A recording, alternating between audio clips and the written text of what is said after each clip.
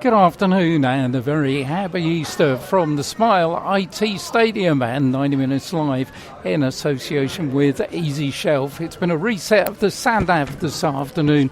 Original game between Welwyn Garden City and league leaders Biggleswade Down was called off at 10:30 this morning, which meant a little bit of writing to do in preparation for this one. Hertford against Barton Rovers. Two teams who want the points for differing reasons. Hertford still fancy they might sneak into the playoff picture. Barton Rovers are looking over their shoulders and hoping they'll stay out of a relegation battle. So interesting afternoon lined up here in the brilliant sunshine in East Hertfordshire. I'm Pete Hill. We'll have full live commentary on the match coming for you shortly, along with my co-commentator. Very happy Easter to Simon Alamandi. Yeah, good afternoon, Pete. Good afternoon, everyone, and a happy Easter to you and everyone tuning in as well. And yeah, as you say, rerouted down here to the Smile IT after Welling's game was called off. And I mean, Pete, that's going to be a nightmare for Welling, isn't it? Because it's they've got so many games still to play. Yeah, we'll be talking about that, I'm sure, at half time. 9 games in 27 days. You can work the maths out quite easily. 3 days. Every 3 days, Mark Weatherston's side will be in action. Got a side here, of course, who were in action on Thursday night, playing their part in the playoff push by beating AFC Dunstable 3-0 in Bedfordshire in a game that was definitely affected by swirling winds and rain. No such thing this afternoon. It's brilliant sunshine here at the Smile IT as the two teams join us. Hertford in blue shirts, white sleeves and blue shorts, and Barton Rovers in their change strip of all yellow with a rather natty blue and black, is that, or blue and dark blue stripe down the side of their shirts. Let's take you through the two team lineups. Both managers make changes from their last league appearances. Hertford make 4, and one of them is the fact Luke Mewett is back in goal for the Blues after considerable absence. He'll be joined with a back 4 in front of him, which will have Morgan Mahoney playing at right back. At left back, it'll be a debut for Tino Kwanmina, who was signed previously, having been at Arsenal. And 2 centre-backs, Harry Gilzine and Ben Hurd, who makes his 130th Hertford appearance this afternoon. Just in front of those, the shield will be Joe Bennett, which will allow Billy Bardell-Smith and Archie O'Brien, the young 16-year-old who gets to start this afternoon, to roam further up in midfield in support of a 3-man front line of Sonny Coughlin-Brown, Lonray Belogan and Sendedge. The Hertford substitutes this afternoon: Cardoso, Wilson Burnell, Joe Nardelli, Ered Memaj and Brian Garzon. As far as Barton Rovers are concerned, well, their manager Jermaine Hall makes 5 changes from the team that won 3-0 against AFC Dunstable on Thursday night as he shuffles his squad. In goal will be Sam Archer, Ryan Nerfill, Thomas Silford, Martel Bow, Alfie Warman, Jesse Armu, Jaden Brown, Sirhan Dogra, Taylor Horaini, Shay Grant and Lucas Kirkpatrick. On the bench for them, Matt Maloney, Jack Moriarty, Josh Adelika, Tony Monchio and Charlie Wells. A referee this afternoon is following us about because he was the referee this time last week when we brought you Ware against Bedford. It is Joe Garam and his assistants Chris Severino and Ian Paskew. So Hertford making those changes, and one of them, of course, when you look at this bench, Simon, I mean, they've got, let me add it up, 10, 25, 29, a cool 30 goals sitting on the bench this afternoon. Well, I mean, that's pretty good, isn't it, for them? And, it's a nice thing to have. Obviously, squad rotation, takes its play, especially, during, this time of the year when we've got, games coming up in quick succession. So I'm sure that's played a thought in Ben's mind. Certainly has, and also maybe playing a little bit in his mind is the fact that this could be Hertford's best league finish for nearly 20 years. 2004-05, they finished 4th in Isthmian League Division 2. This would be the best since then if they can just keep their position now or edge a little further up into the top half of the table. It's going to be Barton Rovers who are going to get us underway then. They've been in good form. They're 4th in the Form League having had some decent results in the past few games. So that will be a test for Hertford. They beat Hertford earlier on this season, of course, 2-1, and an early ball fired across Hertford goalmouth goes behind for a goal kick. Luke Newitt will collect it, still wearing those orange boots in the bright green kit. Sure, Hertford were glad to have him back, although young Will Kears did a good job. Will Kears would have been in a double with the two youngest goalkeepers in the league, because Sam Archer at the other end is only 17 and he's on loan from Tottenham. So we've got a goalkeeper on loan from Tottenham and a left back who used to play for Arsenal, so a little bit of North London here this afternoon. As ball goes out of play on that far side, and Barton in an early free kick from the challenge by Sonny Coughlin-Brown. It's bright, it's pretty warm as well on this first of our Easter double. Second of our Easter double takes us about 4.5 miles down the road to Watson Park. We'll be watching Ware against Kings Langley on Monday. Ware away at Tame this afternoon. Need a result for a couple of reasons. Well, really, Tame at bottom of the table, and Ware looking to maintain their playoff push. Haven't done well against teams at the bottom. One of them here, of course, Barton Rovers, who were 15th this morning, beat Ware a couple of weeks ago. Harry Gilzine from deep inside his own half. Hertford need a win as well. Their run is 5 without a victory. They were beaten here on Tuesday night 4-1 in the Hart Senior Cup by St Albans. No real disgrace in that, having done really well to get that far in the competition. Here's Coughlin-Brown. Moves across the halfway line. It's all to his right at the moment. Tries to prod it in that direction, and Thomas Silford gives the ball away to Sonny Coughlin-Brown. Coughlin-Brown, in fact, on that far side, it's Archie O'Brien. O'Brien finds Coughlin-Brown now, tries to get the ball across the box, goes over everybody's head. Sendedge chasing with it on this near side with the right back, Ryan Nerfield, who just hoofs it towards the halfway line. Barton back in possession with a good challenge by Billy Mardell-Smith. Puts the ball out for a throw-in.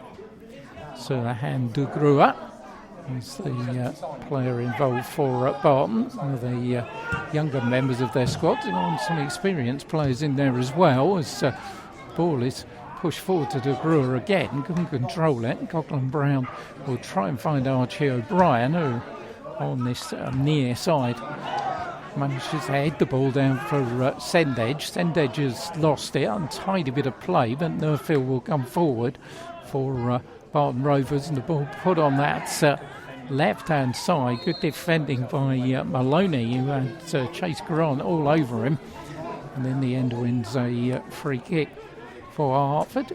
Chase Grant got local connections, was signed by Nicky Hanson when he was at Welling. Made 19 appearances for Welling Garden City a couple of seasons ago. Harry Gilzine from deep inside his own half to below him and lets the ball bounce off his knee. And Hertford will lose out to Jesse Omu, who lets the ball run to Nerfield. On this near side of the field, he brings in Jaden Brown. Brown back for Nerfield. Nerfield's long ball down the line goes out of play, and it will be a throw-in to Hertford on this near side. So a chance for us to see, of course, Tino Kwamina, Simon, with they seem to have a real production line of left backs here, don't they? With Karai Mashani, we understand, interest in Crystal Palace these days. Yeah. I mean, we know the talent that's been coming through the academy, and through players that Ben's signed, and he does like these attacking fullbacks, doesn't he? So it's going to be interesting to see what he produces this afternoon, and he's very highly regarded as well. I was speaking to Andy Calvert, who does their media work before the game, and he was telling me that he thinks he's a really special talent. So he's one of a little bit of a line. Max Hudson being another one, of course, who went to Ipswich and ended up at Gongall Rangers. And Karai Mashani, who we were saying. Josh Bryant, of course, who plays these days down the road at Welling Garden City. All occupied that left-back position. Joe O'Brien's down at the moment, just putting his boot on. And I think there's any injury problem. But referee has stopped the game. We'll restart with a throw-in on that far side of the field. Thomas Silford, the former, last time we saw him, he was playing for AFC Dunstable in the playoff semi-final against Ware. He played on the left wing on that occasion. He's now converted to a left full-back. Silford gets the ball back on that far side, avoids the challenge of O'Brien. It's header down in the end from Mahoney, but the ball will go out of play for a throw-in to Hertford Town. Morgan Mahoney, who seems to certainly have got that right full-back position now. Former Stevenage youth player. Daruga manages to pick it up though. Chase Grant will play it, and the shot come cross. Not quite sure what he intended there. Montel Powell, it was more of a chip than a shot. It didn't give Luke Mewett any problems at all. But good to see Luke Mewett back. Not that Will Gears didn't do a decent job. Yeah, absolutely. We know that obviously Luke's been out injured for a little while, but I think Will Kears, when he came in, he did a great job, and I think Luke could have a little bit of a battle on his side like next season for the number one spot with those performances. Well, Hertford managed to keep their squad together next season. Then who knows, a more positive run at the playoffs. They're not out of it yet, but they're down in 11th position and they're 8 points behind Waltham Abbey, who occupy the final playoff position. But they've got 2 games in hand, so win here would still keep them in the hunt. Mardell Smith goes up, ball bounces off the top of his head and goes out on this near side for a throw in to Barton. Barton more worried about the bottom of the table. Having said that, I mean, Kidlington have got 28 points. They're in the second relegation place, and they are 7 points adrift of Barton, having played the same number of games. So you would guess the Rovers win here, and they'll be able to breathe a little easier. As inside the area, Joe O'Brien puts the ball out of play. Hits the edge of the old stand here and bounces down.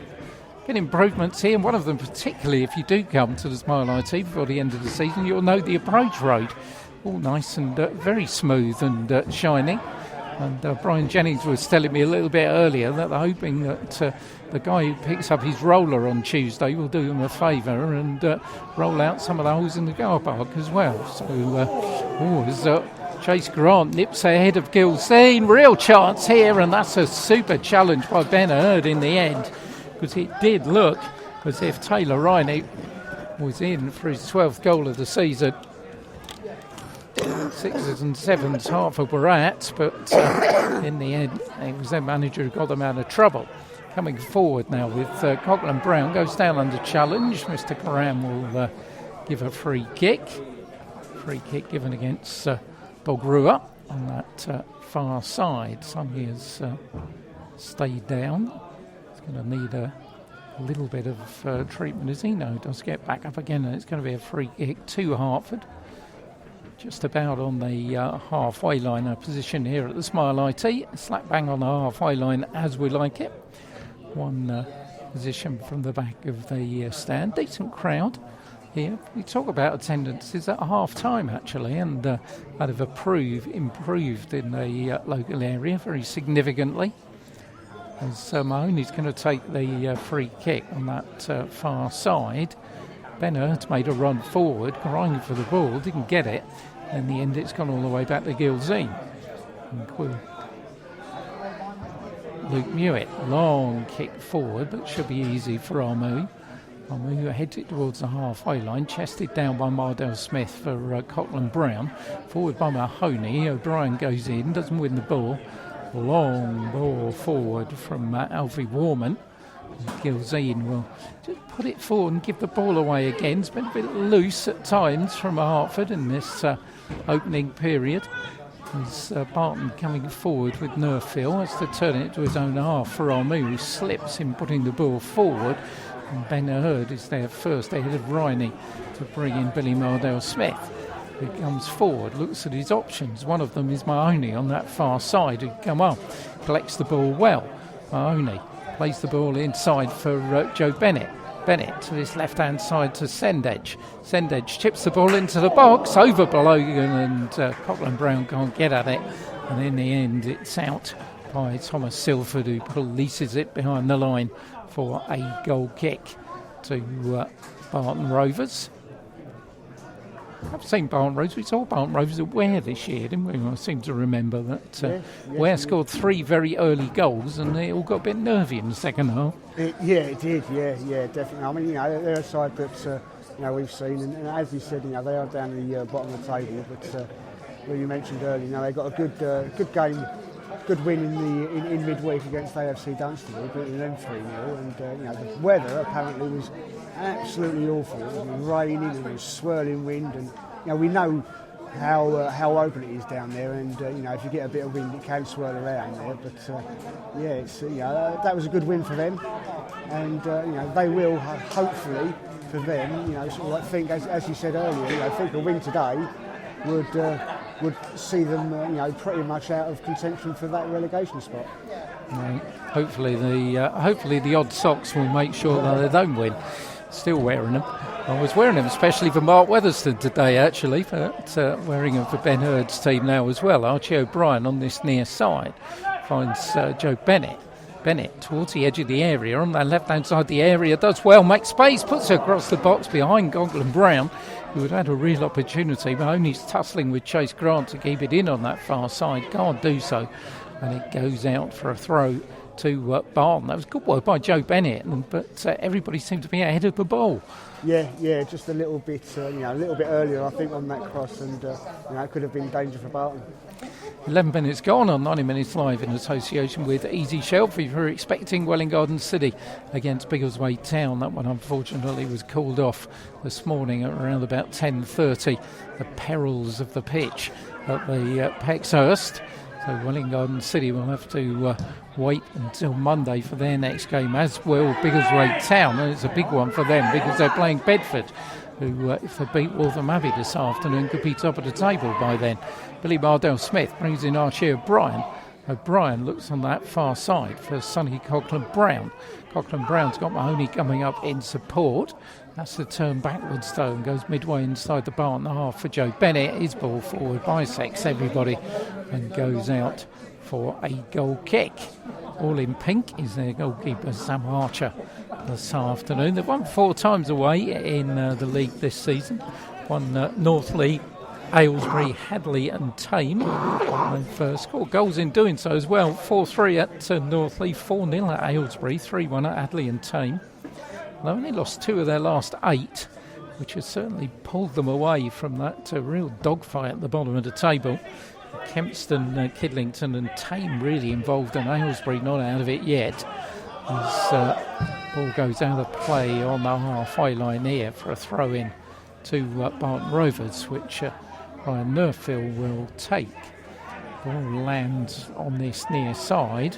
Riney is going for it. Nobody seems to know where it is, and then Ben Hurd back heels it well, and it's cleared by Gilzine as Ben goes down under challenge. And referee Mr. Karam He's sent him off. Well, he's shown a red. He's shown a red too.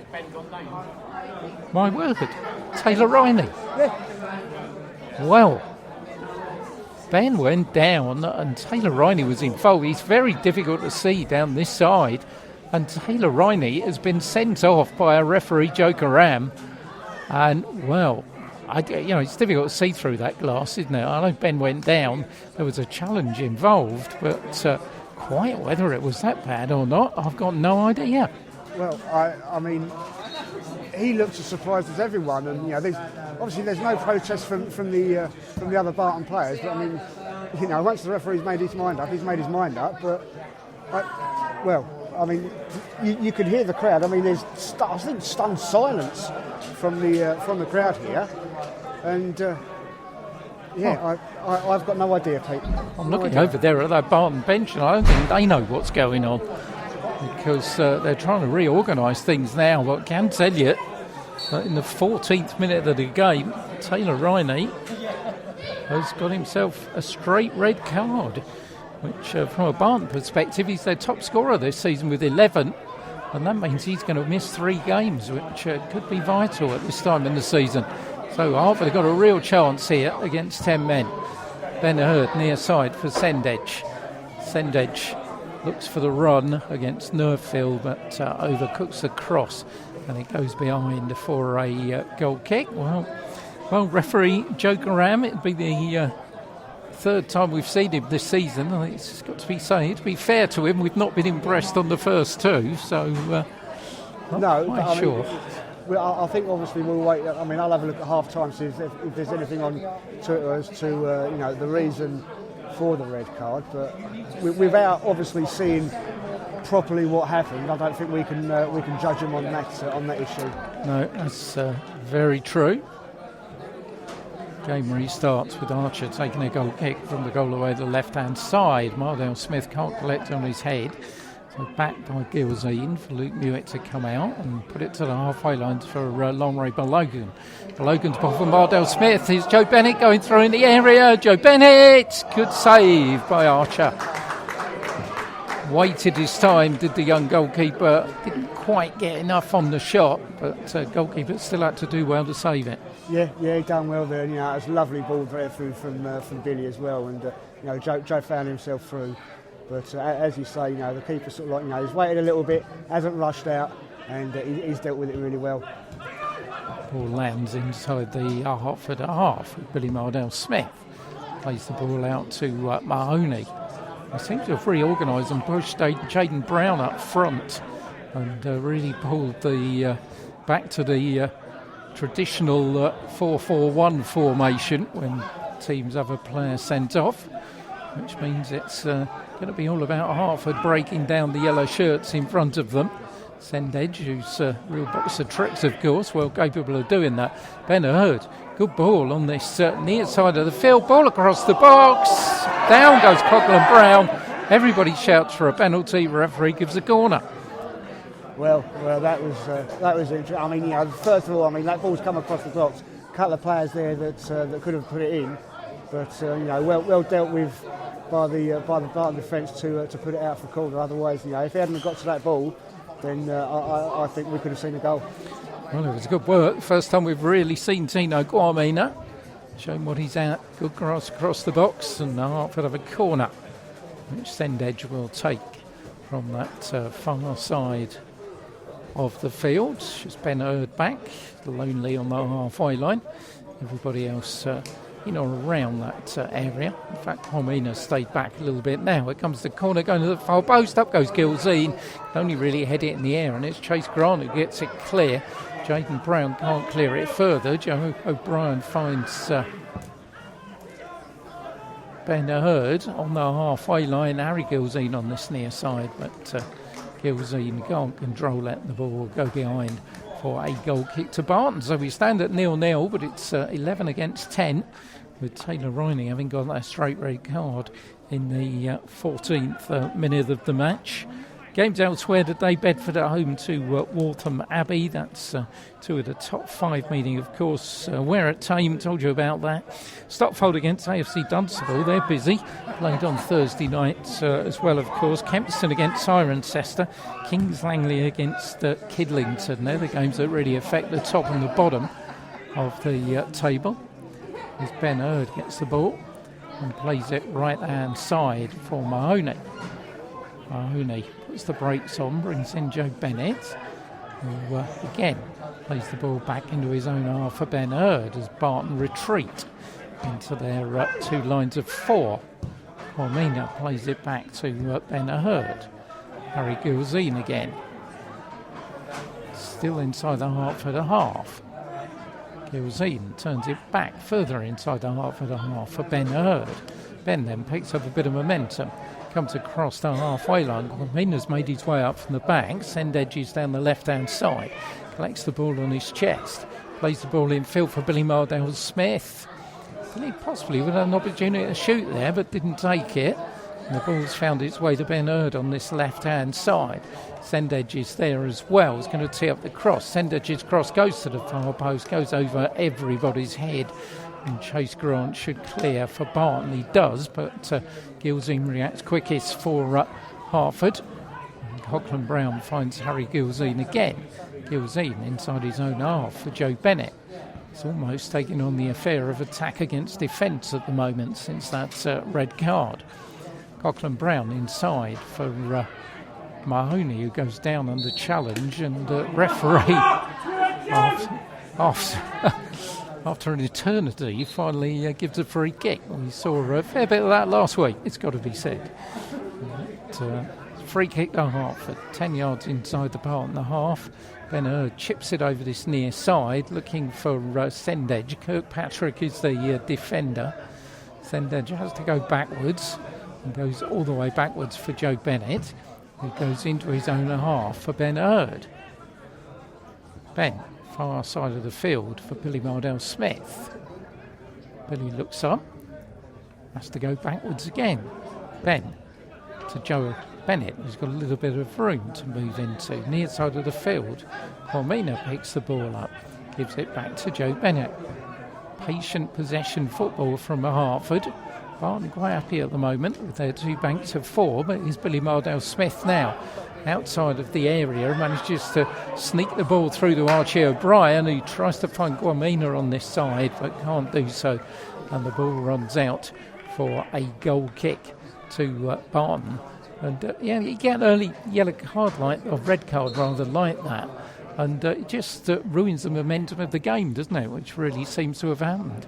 I think it does, yeah. I mean, you can see sort of like what the Hertford intentions are for this. I think what they're trying to do is, just wear Barton Rovers down a little bit, since they're they're a man short, and just letting them sort of like chase the game and chase the ball, and hopefully to exploit a gap there somewhere.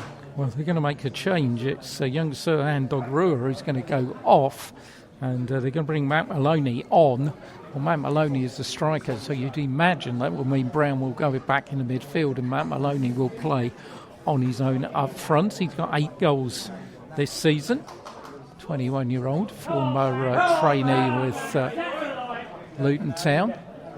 So we'll see with Brown. He might even be going up front. They might even be going for a 4-3-2 here. But we'll see what happens when Archer takes this goal kick from goal away to the left-hand side. O'Brien goes up, but Maloney doesn't get a first touch, but the ball breaks for Martel Powell, who then gives it away.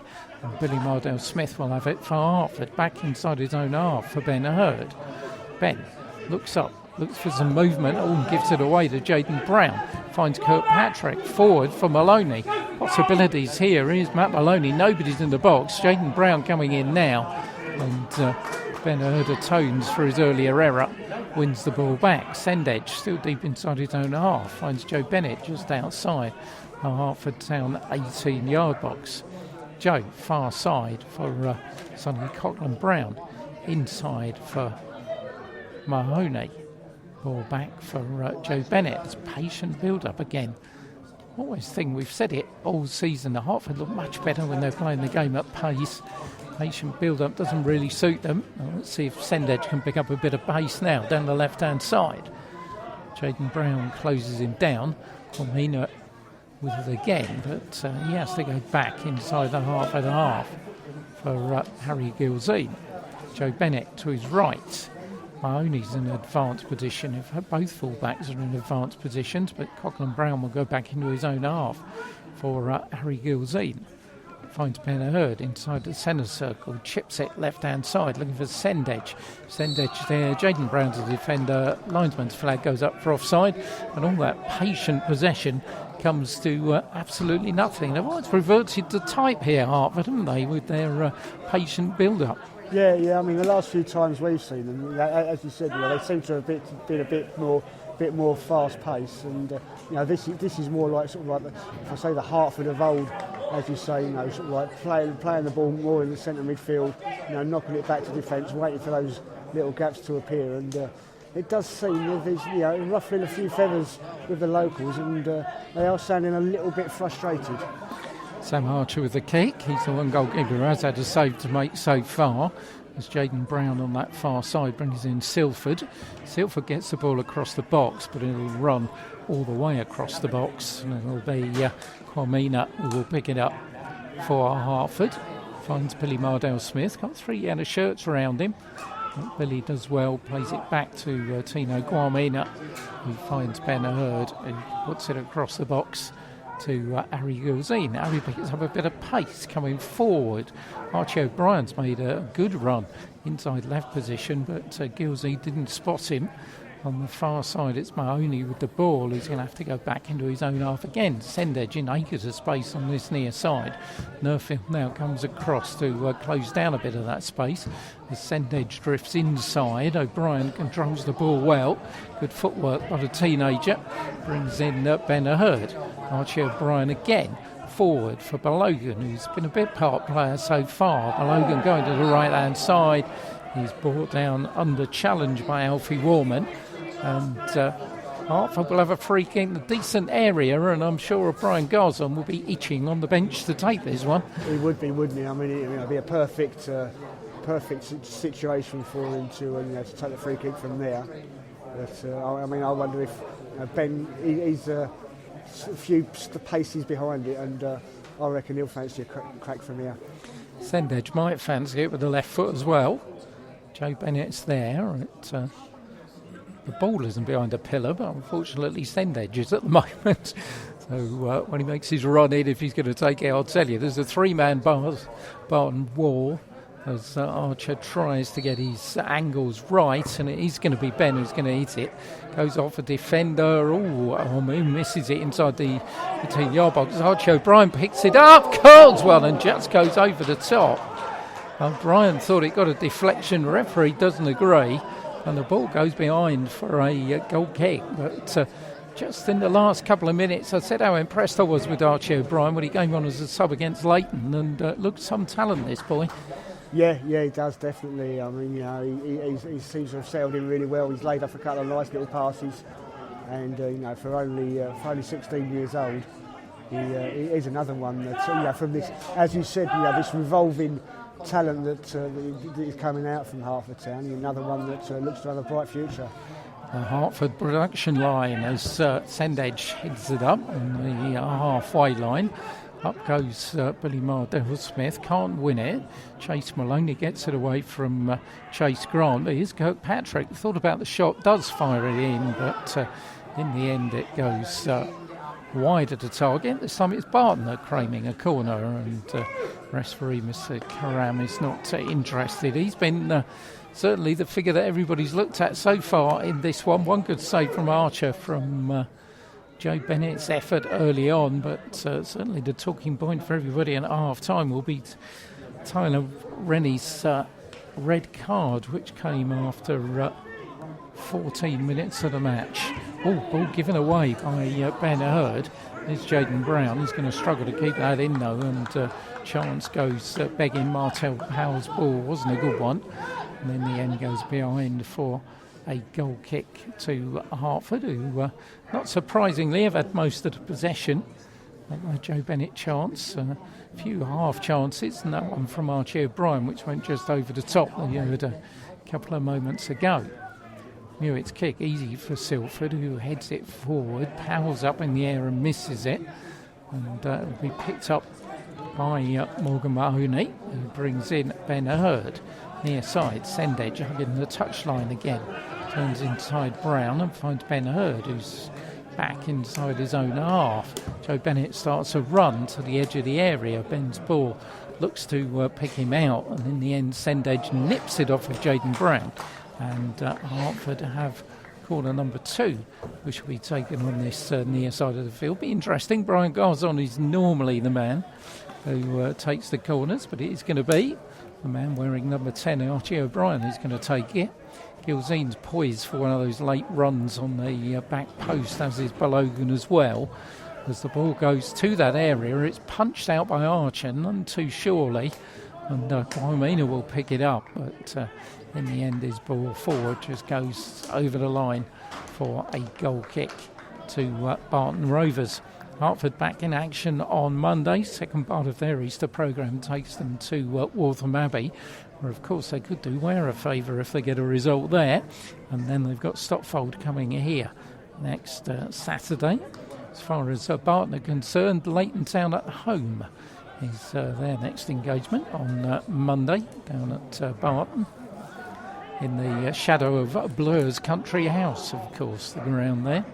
As Archie O'Brien picks the ball up on the halfway line and is then, surely fouled from behind by Martel Bow. Referee not interested, and Kirkpatrick comes forward for Barton down that far side. Puts it infield for Jaden Brown. Brown's lost out, and Kwamina will clear quite easily for Hertford. Logan back for Archie O'Brien, and then it's back with young Tino Kwamina. Billy Mardell-Smith brings in Joe Bennett. Bennett's ball gives Morgan Mahoney on that far side. Mahoney missed it first time, did manage to keep it in second though. Allowed Chase Grant to get back at him. He's found Joe Bennett midway inside the Barton Rovers half. Forward to Mardell-Smith. Mardell-Smith outside into Mahoney. Doesn't tee up the cross though. Puts it back once again to Joe Bennett. With midway inside the Barton half is Ben Hurd. He's got Sendedge in acres of space again on this left-hand side. That's who he finds. Nerfield comes to closing down. Sendedge gives it back to Ben Hurd, who turns it back beyond Kwamina and has to turn backwards and rescue it and find Harry Gilzine. Joe Bennett, once again, Sendedge screaming for the ball left-hand side. The ball pushed through by Ben Hurd, and out comes Archer and collects the ball quite comfortably.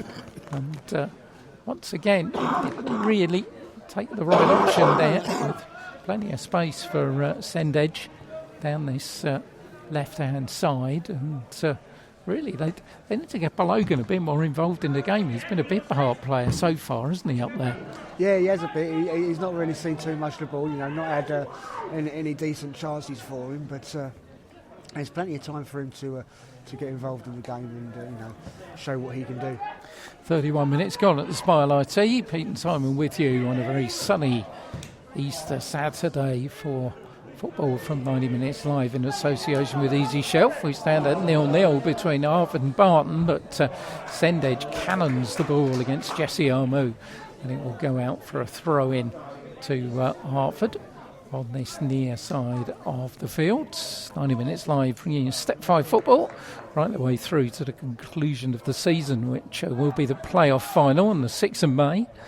Very much hope that one, if not two, of our teams will be involved as Kwamina tries to get the ball across. Jaden Brown's in the way. Billy Mardell-Smith to Balogan, who tries to bend one, but in the end didn't get enough curl on it. It's the first time we've seen, really, Lunray Balogan. He's been given the shirt. There's plenty of competition for that number 9 shirt, of course. Two of them on the bench, Wilson Burnell and Cardozo as well. Yeah, absolutely. I mean, Ben's got a really strong squad here now. I think what he's built, especially this season, as we've said, this is going to be their best season for a while, certainly since we've been covering them. And I think the strength that he's built up now in that squad is really promising. Mardell-Smith lets the ball cannon off his chest, and it finds Sendedge on this near side. Sendedge has got Balogan there with him, goes round Nerfield. Here goes Sendedge, but that's good covering by Kirkpatrick, his fellow number 11. He got his side out of a problem there, did the Barton skipper. As Ben Hurd heads it down nicely for Joe Bennett. Turns it for Morgan Mahoney, who starts to come forward. Mahoney midway inside the Barton half. Balogan inside the area, right-hand side. He's going to have to go outside for Sonny Coghlan-Brown. And in the end, he gets a deflection off Harmu, and it goes behind for a throw-in to Hertford, parallel to the edge of the 18-yard area. Taken by Mahoney. Looks for Balogan, who loses the ball in the end, and it squirms its way out and finds Harry Gilzine inside his own half. Gilzine for Ben Hurd. Finds Joe Bennett inside the centre circle once more. Sendedge starts to hug the left-hand touchline, but the ball goes right for Harry Gilzine. Gilzine looks up, prods the ball forward, and then goes back into his own half for Ben Hurd.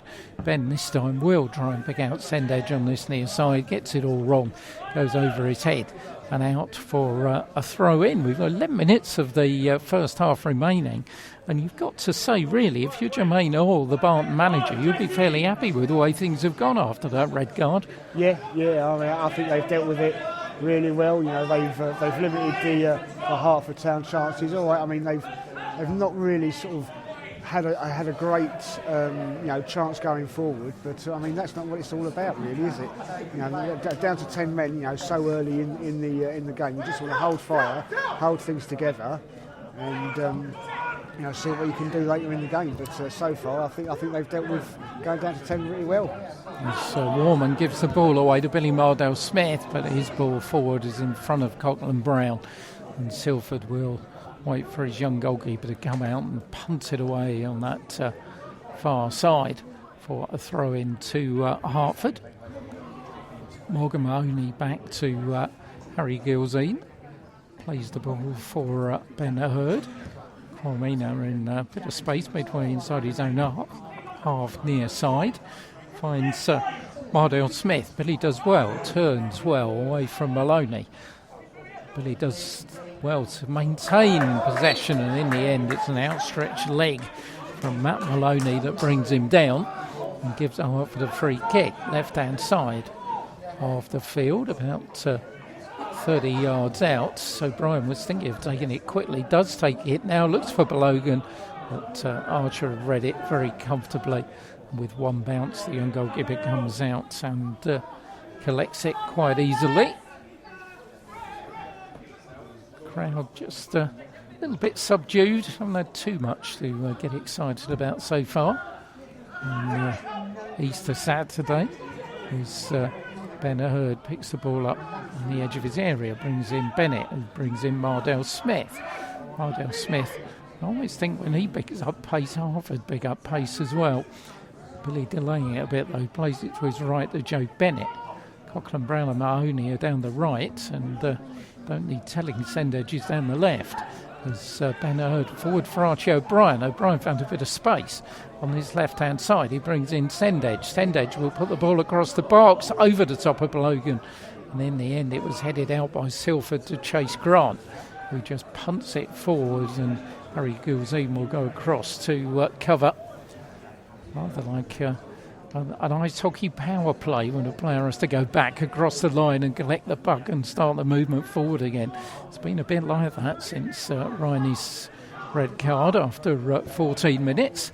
Hertford in the power play with 11 men to 10, but they haven't taken advantage of it so far. Here's Cormina, puts the ball forward. This time O'Brien's control does let him down. And Warman wins it back for Barton. Powell will play on this near side. Cormina's gone down holding his right ankle, but Nerfield's not interested. Chips the ball looking for Maloney, but Luke Mewen will come out, and Cormina is still down and struggling, but does get up and will make his way gingerly back inside the Hertford half. It's definitely welcome to the Southern League, Tino. Might be able to get away with that at Premiership youth level, but not in the Southern League. Here's Sendage, who just bounces off of the large frame of Jesse Amu, and Amu gets it clear, but only as far as Mardell Smith, whose shot is charged down by Alfie Warman. Otherwise, certainly Archer would have had some work to do there. That was going on target. Hertford with Gilzine will turn and bring in Ben Hurd, who's got acres of space to move into, and does. Plays the ball to his left to Cormina, who's fit again now. Cormina forward, but in the way is Powell, and it goes all the way back to Sam Archer. I mean, Barton have changed it obviously because they've lost a man. Do you really think there's a case for, if you're a manager with the 11 against 10, that you might look about changing it as well? Yeah, of course. I mean, I think what you need to do is see what the opposition changes, see how they adjust to that, and then adjust yourselves accordingly. I mean, I think that's probably a sensible situation for it to do. And I think the thing is, obviously, Ben and Pat aren't able to sort of communicate their thoughts properly with Ben being on the pitch and obviously Pat on the bench. But maybe it's something they'll consider. They'll maybe consider some sort of change at half time. Yeah, maybe we'll talk a bit about that at half time. But Mahoney's coming forward here for Hertford. Possibilities, but in the end he lost control of the ball and allowed Alfie Warman to nick it off him. Woolman's long ball forward onto the halfway line. He's met by Gilzine, but here's Silford in unfamiliar position on this near side of the field. Patrick's got it now down the left-hand side. He comes inside to find Jaden Brown, and Barton got players forward here. Hertford getting blue shirts back. Jaden Brown gets the ball across the box, but Joe Bennett does well to read it, and on the edge of his 6-yard box, Hertford sort the problem out, and Billy Mardell-Smith will look to bring them forward with Balogan. Balogan's ball back is not a good one though, and Joe Bennett will pick it up. Bennett once again at walking base. Hertford walking football. We've seen a lot of that in this half. It's Mardell-Smith picks up a bit of pace, brings in Maloney on that far side of the field. He's always looking to go forward. Maloney still looking to go forward, but in the end the ball ricochets away, and it's just hoofed clear by Jace Grant to Ben Hurd inside his own half. Joe Bennett will play the ball back to Ben Hurd, who comes forward. There's Sendedge down the left-hand side. Sendedge against Nerfville yet again. Sendedge drifts inside onto the right foot this time. Little trick. Powell doesn't buy the dummy, but he finds Mardell-Smith, and now on the left-hand side is Ben Hurd. Ben will put it onto the right foot, but send Billy across. Billy's ball across the area, and that's super defending. Once again, and not for the first time from Kirkpatrick, as Balogan looks to be pulling the trigger there. But once more, it's been Lucas Kirkpatrick who's got his team out of trouble. Hertford going forward with Harry Gilzine. Gilzine right hand side for Mahoney. Got 4 minutes to go before the break. Good time to score for the home side.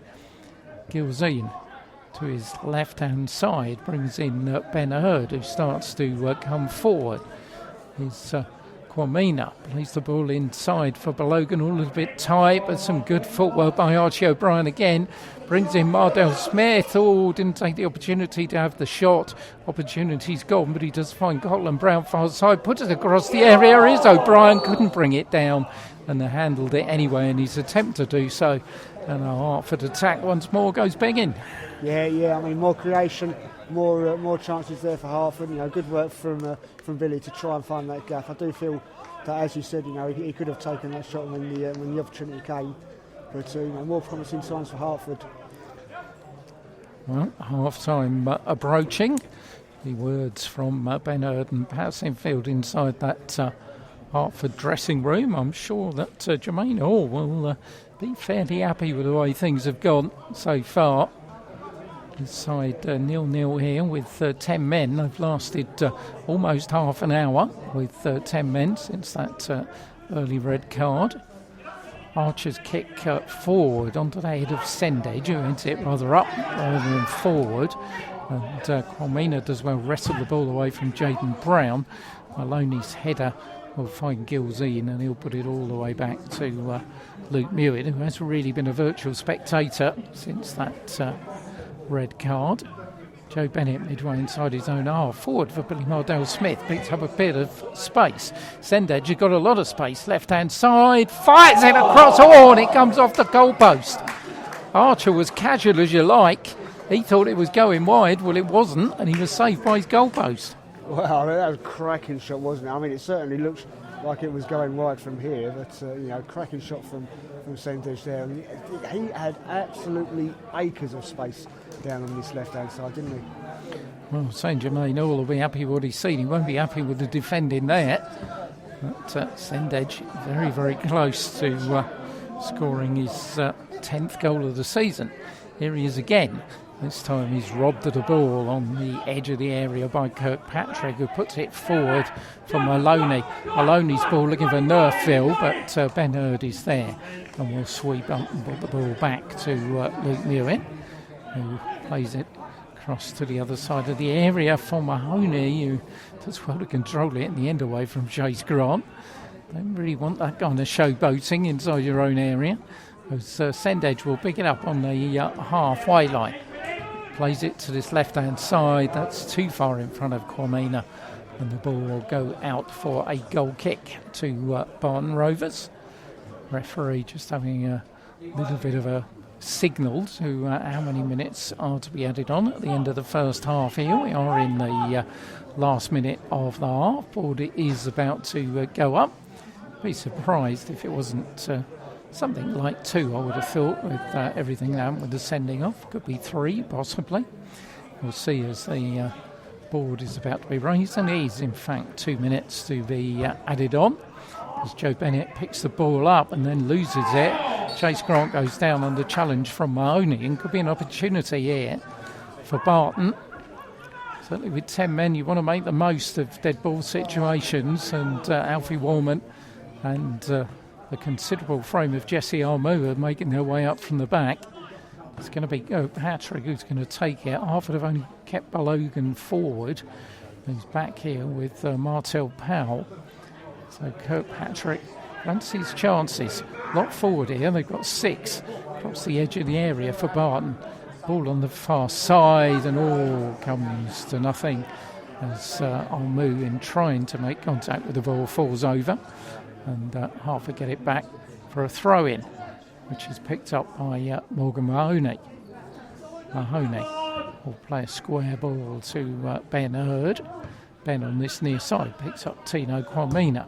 Kwamina down the line for a run for Balogan. Balogan's there with Nerfield. Balogan will get the ball, needs some support.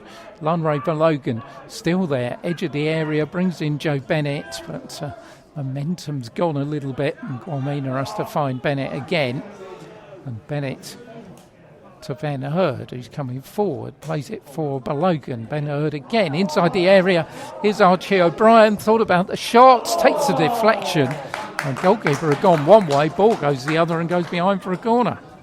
Well, I mean, that deflection, that could have been interesting, couldn't it? As you say, the keeper's dived down to his left to cover the shot. Deflection took it towards the opposite corner, and thankfully for him, it's gone for a corner. Well, we're approaching the final seconds of the half, the 2 minutes added on. This will be a last chance for Hertford to edge themselves in front. Archie O'Brien will take the corner. A good looking one, goes beyond everybody, and Archie did well to get something on it and push it outside the area.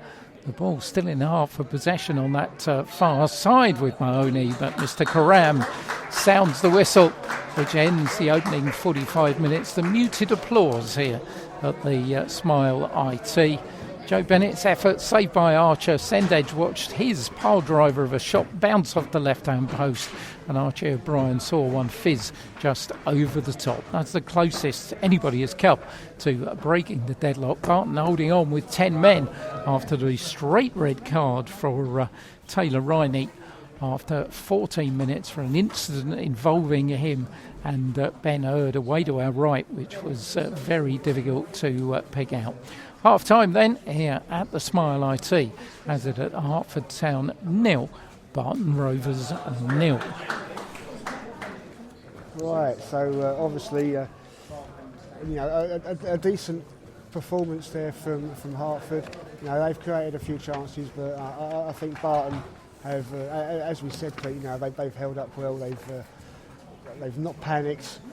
They've not created, massive amounts going forward, but as I said, that's not what it's about. It's about holding fire and getting yourself into at least at half time at 0-0. And as you said, I think they'll be happy with that.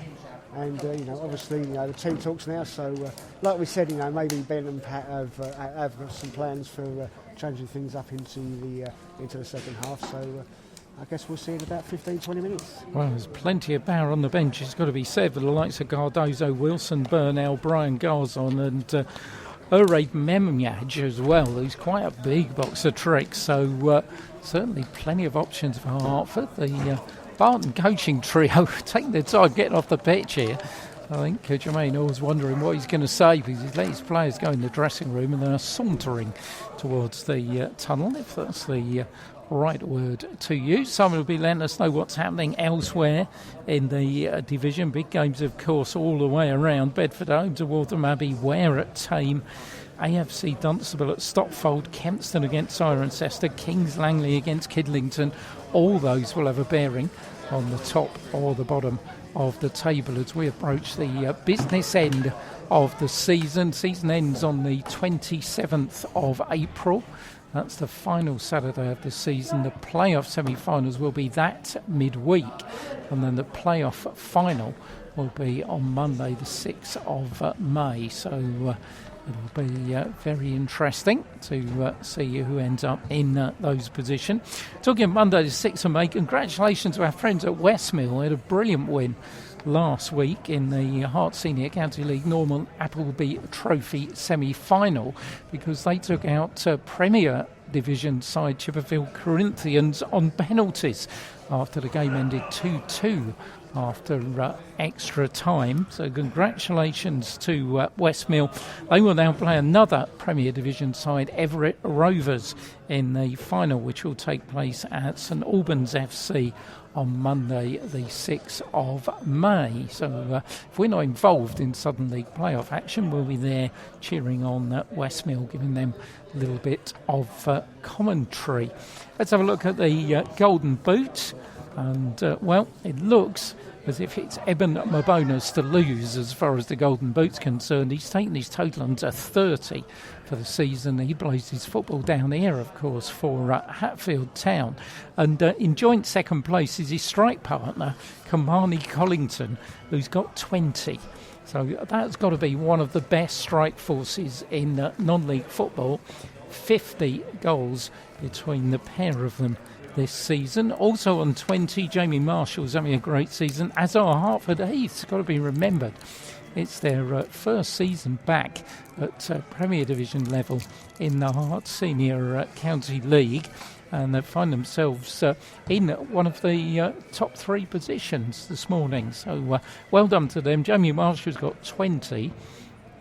And he's been helped by strike partner Adam Bayliss, who's moved on to 18.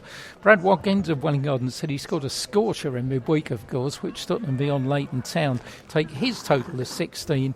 And Kendall Giamfi, who plays his home football on the same pitch at the Bexhurst for AFC Welling, has also got 16. So that's what the Golden Boot looks like. What's happening around the country?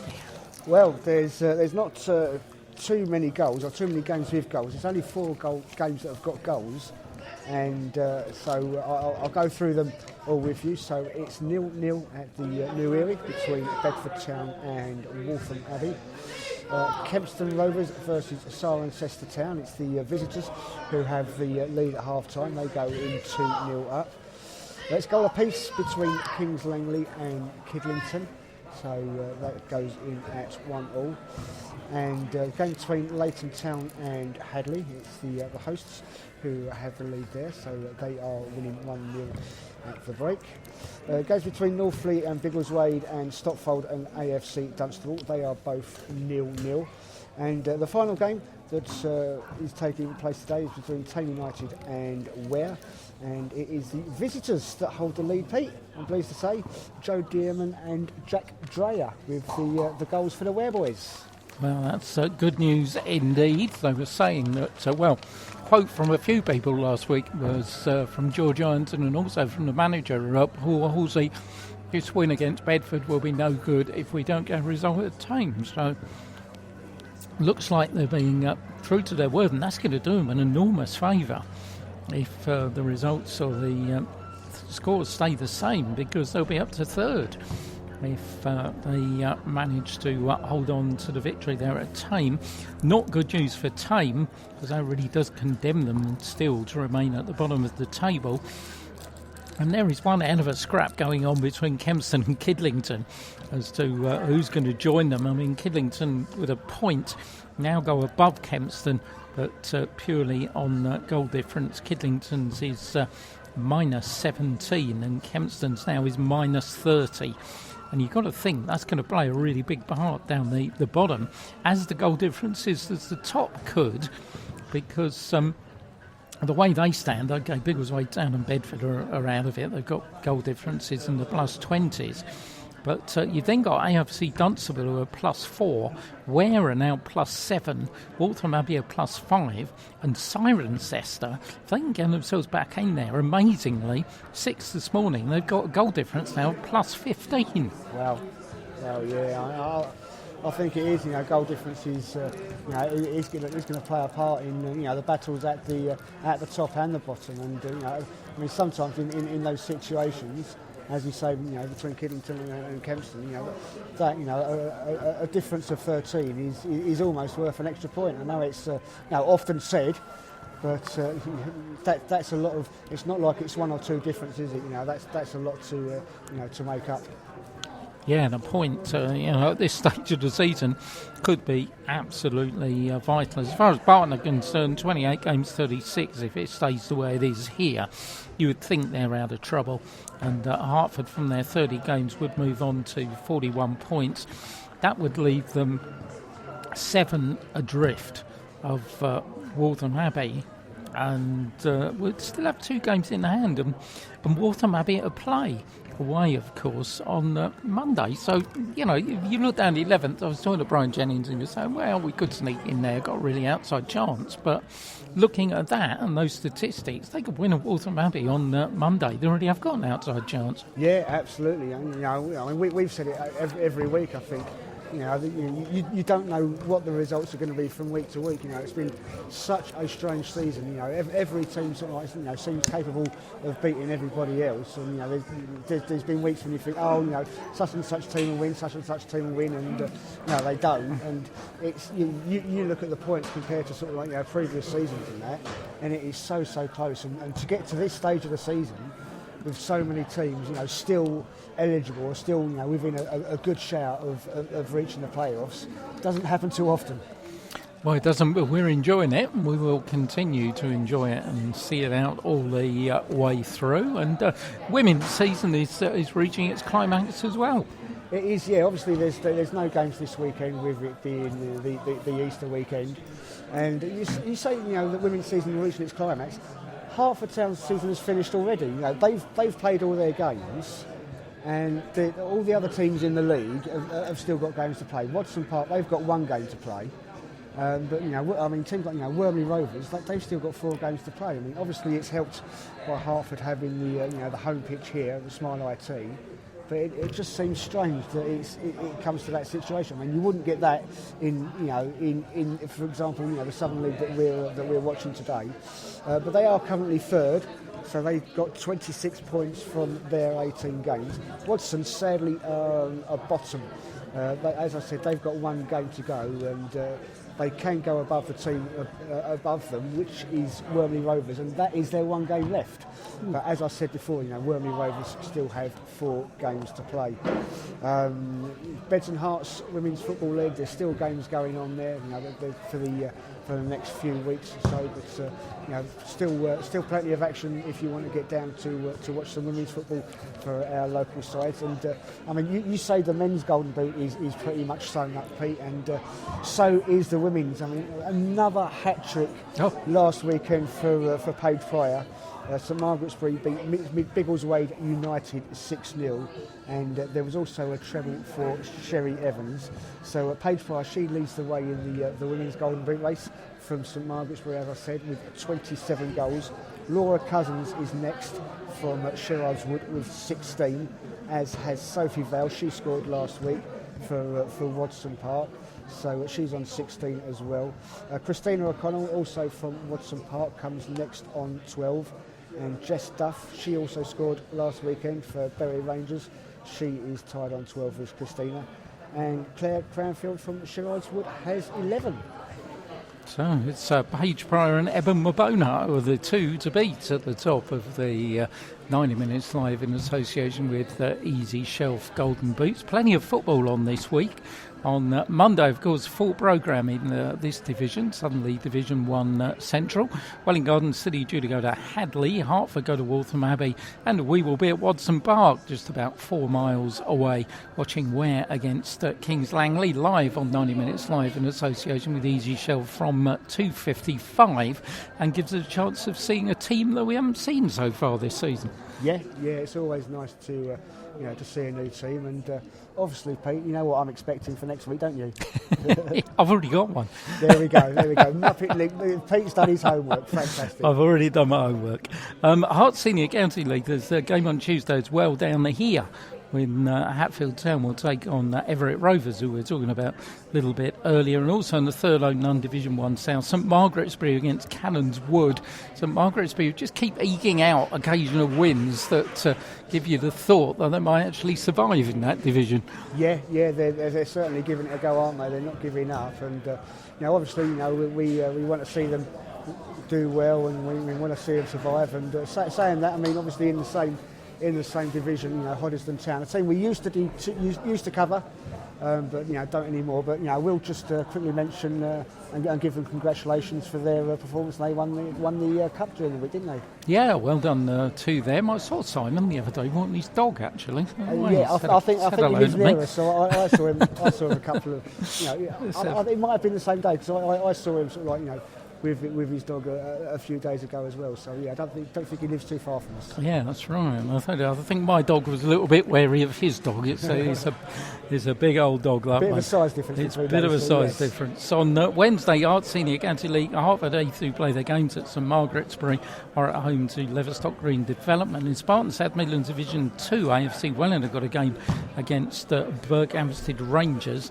On Thursday, Southern League Division 1 Central, Welling Garden City against Barton Rovers, who we see here. The only thing with that is, and we'll talk about it in a minute, the weather forecast is pretty awful for later on in the week, so got to keep your fingers crossed for that, and keep the fingers crossed that we will actually get to the Bexhurst, because we're due there this time next week for live coverage. Kings Langley like buses, don't they? Wait ages to see them once, and we've seen them twice in 6 days, but it's going to be Welling Garden City against Kings Langley on 90 Minutes Live in association with Easy Shelf this time next week. But that whole weather thing, 9 games in 27 days. I mean, already it's Monday, Thursday, Saturday this week coming. It's got to be a lot more than that as well. Yeah. I mean, the thing is, you think about that. There's 3 weeks after that, so I know the final week of the season. So obviously, as you said before, the season ends on the 27th. So they've got a game on the 20th, final game on the 27th, and they haven't got a game for that midweek. So potentially there is that Tuesday. But if any more games called off, then they're going to be playing Thursday night football as well. Well, it's going to be interesting indeed. Teams are back out. Substitution has been made. And looks as if Charlie Wells has come on, and not quite sure who's gone off. We'll have to. Nobody showed a board, which is never helpful. But Jaden Brown's out there. I think it's Chase Grant who's gone off. Stand to be corrected, but I can't see him out there, and it isn't. So Charlie Wells has come on. Chase Grant has gone off. Hertford again is underway, kicking from left to right here at the Smile IT on 90 Minutes Live in association with Easy Shelf Direct. Last man to join us is Sendedge. I don't know where he's been, but just comes out on the field. Everybody waiting for him. But we're about to get underway. Hertford are going to be kicking from left to right. Billy Mardell-Smith is about to start proceedings in the second 45 minutes here. Give you the 2 team lineups when we get an appropriate break in play. Mr. Karam signs the whistle, and away we go in the second half here. And we'll see what both managers have to say for themselves at half-time. As Balogan wrestles the ball away on the edge of the Barton area, then has to go backwards for Mahoney, who plays it this side for Sonny Coughlin-Brown. Sonny Coughlin-Brown for Gilzean, midway inside the Barton half. Square ball to Joe Bennett. Square again to Kwamani. Kwamani's ball, though, is snuffed out by the Barton defence. But here we go with attack against defence again as Ben Hurd comes forward. Barton down to 10 men as early as the 14th minute. Through on that far side is Archie O'Brien, but Nerfield shows just a little bit too much strength for him. And hoofs it out on that far side as Tino Kwamina pushes the ball back to Gilzean, who on this halfway line finds Mahoney, who leaves it for Joe Bennett. Bennett to his left for Ben Hurd. Ben Hurd chips it, looking for Sendedge. Jaden Brown's in the way, but Hertford will get a throw in. Sendedge takes it quickly. Cormina back to the halfway line for Ben Hurd, brings in Archie O'Brien. O'Brien turns, plays the ball to his right for Joe Bennett. O'Brien will get it back. Just chips it on this near side, brought down by Mahoney. Further down the touchline, he's got Coghlan Brown. That's who he finds. Sonny Coghlan Brown has to go infield for Joe Bennett. Well, not too much change so far has been detected. Still that patient build-up. Tino Cormina on that far side puts the ball in. Good ball for Balogan, left-hand side of the area. Balogan surrounded by yellow shirts. Cormina gets it back to Mardell Smith. Brings in Ben Hurd. Ben Hurd's got Mahoney in plenty of space on this near side. Coghlan Brown will pick up the ball though. Sonny Coghlan Brown delays, waits for Mahoney to go outside him and then drifts inside the Ben Hurd. Ball finds Billy Mardell Smith in the area. Billy still going, showing good strength, and in the end he manages to win a corner. And the challenge coming in from Alfie Warman as the ball goes out and probably bounces quite well on the new resurfaced road behind the stable end. Corner's be taken on this near side of the field by Sendedge. We'll take it with a left foot, which would seem to suggest it's going to be an in-swinger. A couple of players inside the 6-yard box trying to make life a little bit difficult for the keeper Archer. Billy Mardell Smith and Sonny Coghlan Brown are in there amongst the yellow shirts. Corner's going to come in from Sendedge on this near side to the near post. Poor corner and thumped clear by Maloney, who was on the near post. So Hertford will have another attempt on this near side. 5th corner of the afternoon for Ben Hurd's team. Not too much change going in. Mardell Smith's going on to the goal line. And Gilzina Balogan are shoving with Jesse Armour on the edge of the area. Referee hasn't seen it as the kick comes across. Up goes Balogan. Gilzin can't get it. Cormina finds Joe Bennett and brings in Ben Hurd. Ben's ball on this near side to Sendedge. Sendedge puts it onto the left foot, gets it across. Up goes Gilzine, can't get it. Balogan goes down screaming for a penalty. Referee Mr. Karam not interested. Ball goes out for a goal kick to Barton Rovers. Let's give you the teams. Hertford with Luke Mewett in goal. Morgan Mahoney and the debutant Tino Cormina are the two fullbacks. Harry Gilzine and Ben Hurd in the centre of defence. Joe Bennett is the midfield shield. Playing in front of him, Archie O'Brien and Billy Mardell Smith. And then a front line of Sendedge left, Sonny Coghlan Brown right, and Laurie Balogan through the middle. As far as Barton are concerned, Sam Archer, Ryan Nerfield, Thomas Silford, Martel Powell, Alfie Warman, Jesse Armu, Jaden Brown and Lucas Kirkpatrick, with the two substitutes which came on, Charlie Mills and Matt Maloney. Mahoney picks the ball up midway inside the Hertford half. Plenty of options on the Hertford bench, as we were talking about at half-time. Gardazzo, Wilson Barnell, Joe Nardelli, Uraid Memaj and Brian Garzon. There's a ball on this near side. Looks for Mahoney on the overlap. Kirkpatrick is the defender. Mahoney back for Coghlan Brown. Mahoney will get it back. Ben Hurd puts his foot on the ball, looks up, chips it right inside of the area for O'Brien, but he can't control it, and ball lands out on this near side for a throw into Hertford. Bright sunshine, clouds, but of that nice white, soft variety amongst the blue sky here.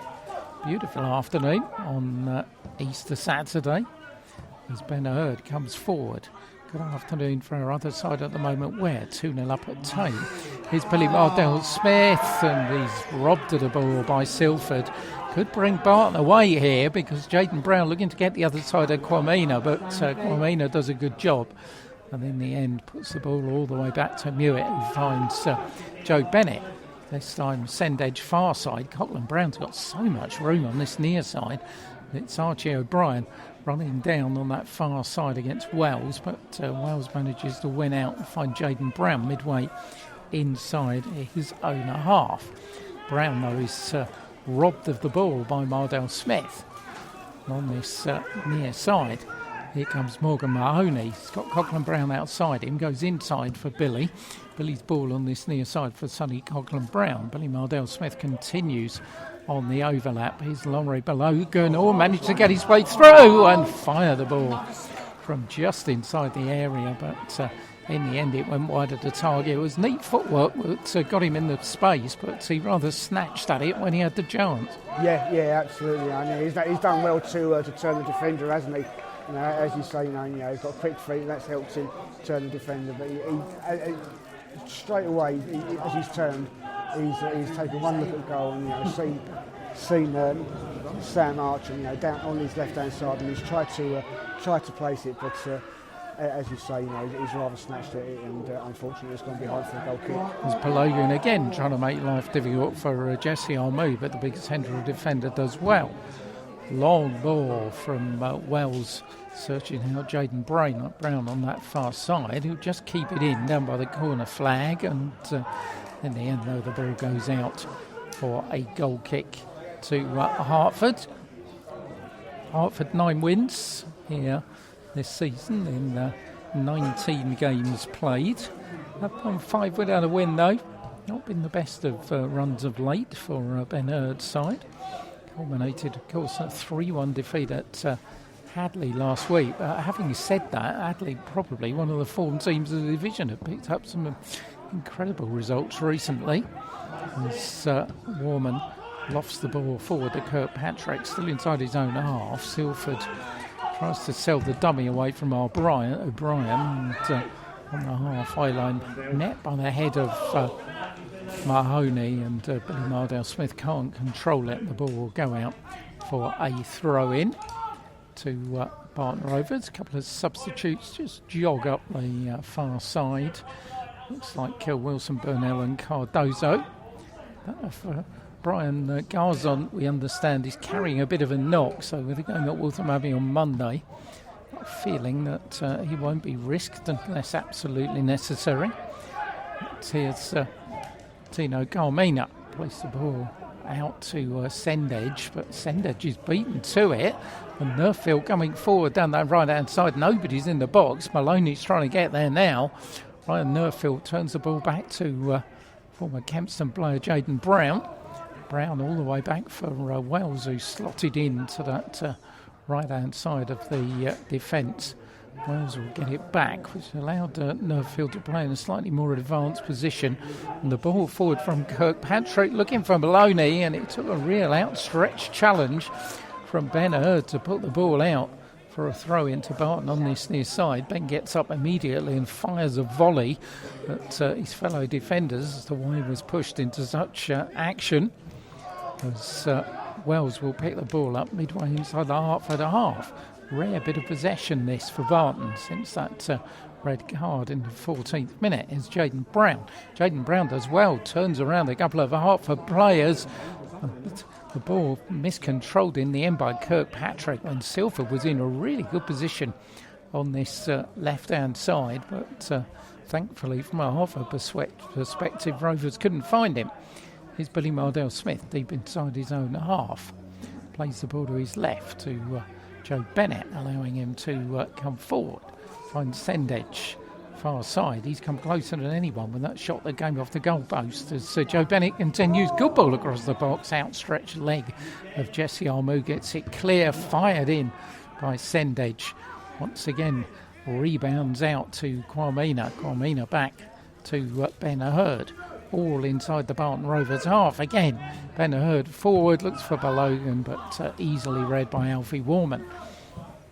Warman's ball for Gilzine on the halfway line. Plays it to his left to Billy Mardell Smith.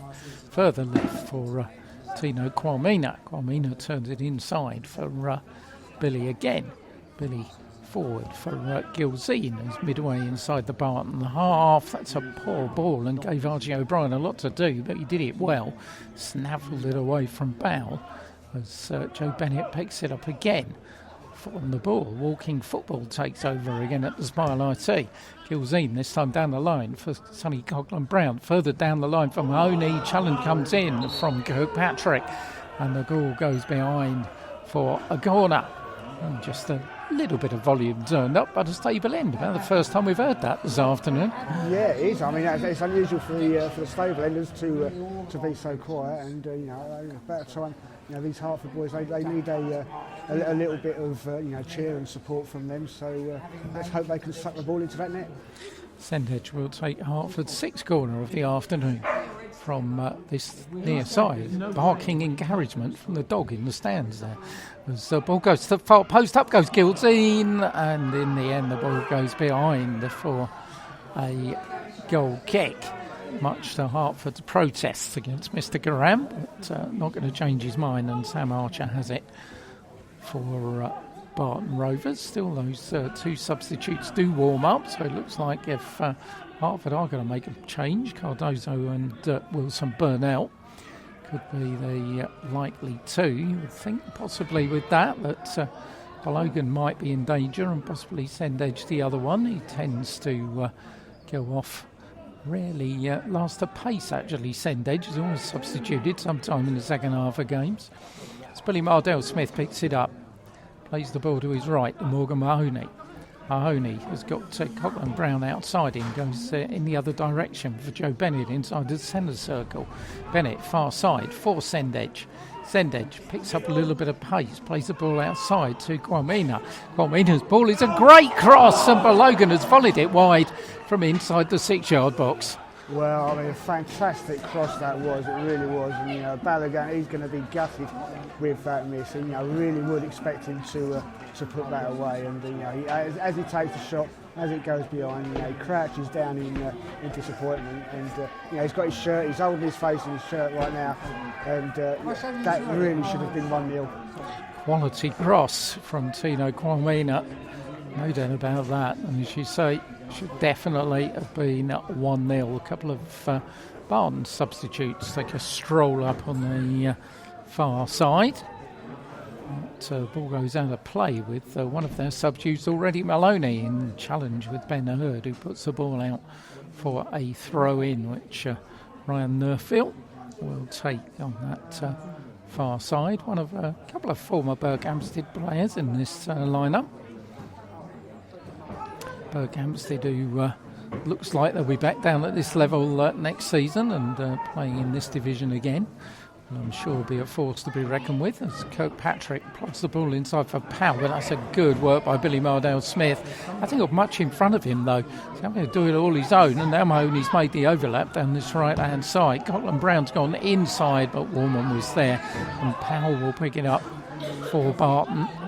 He's just managed to almost beat himself there, but in the end manages to get the ball back to Jesse Armo.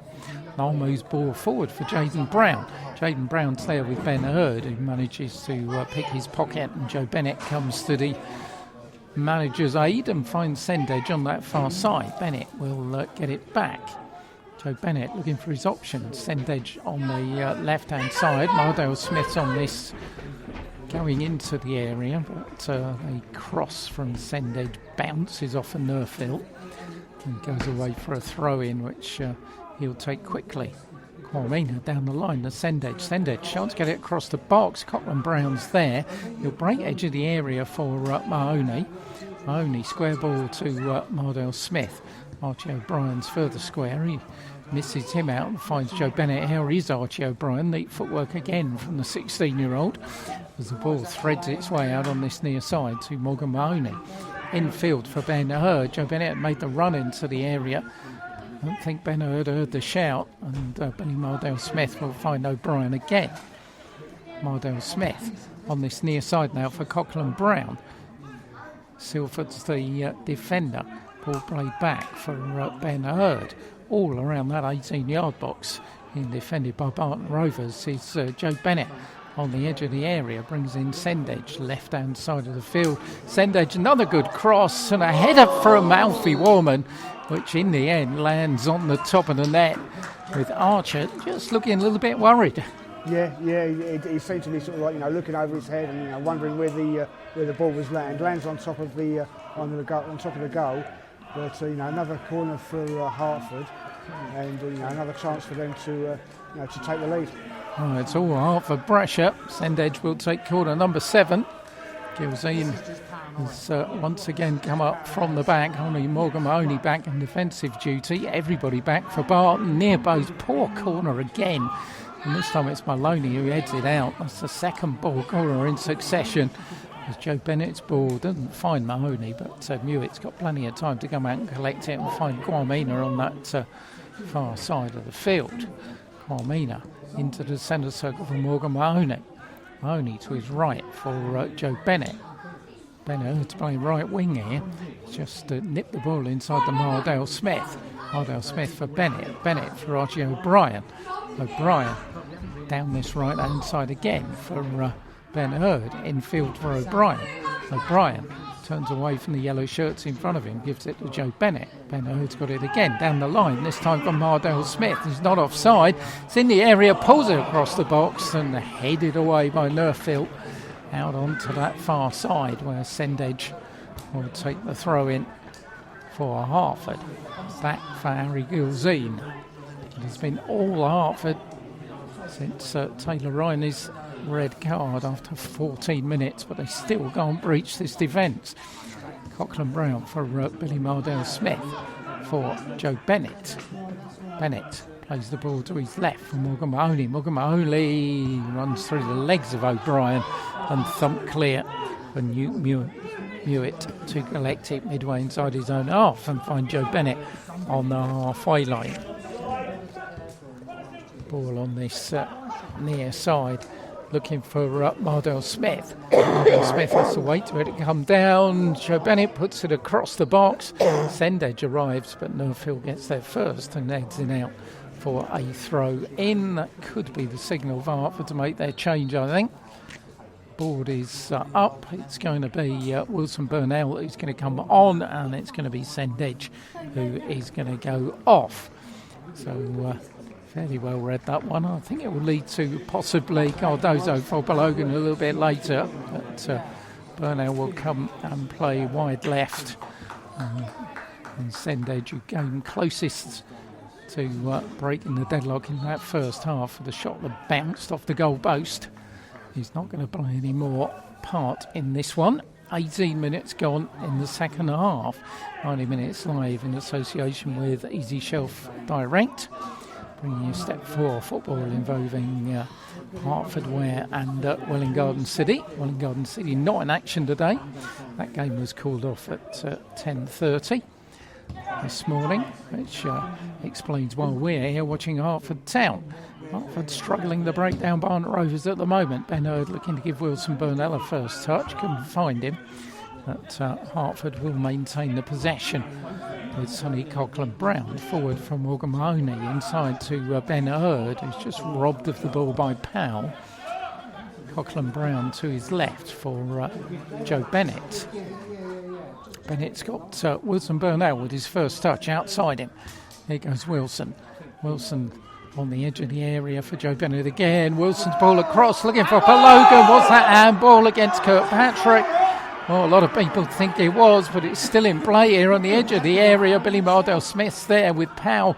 The ball squeezes out like a bar of soap, and Joe Bennett gets it forward to Balogan, who turns. Balogan forward is Sonny Coughlin-Brown. Can't get a shot. It's Balogan. It goes in the net, but there's a linesman's flag up on this near side, and it won't count. Frustration for Hertford yet again.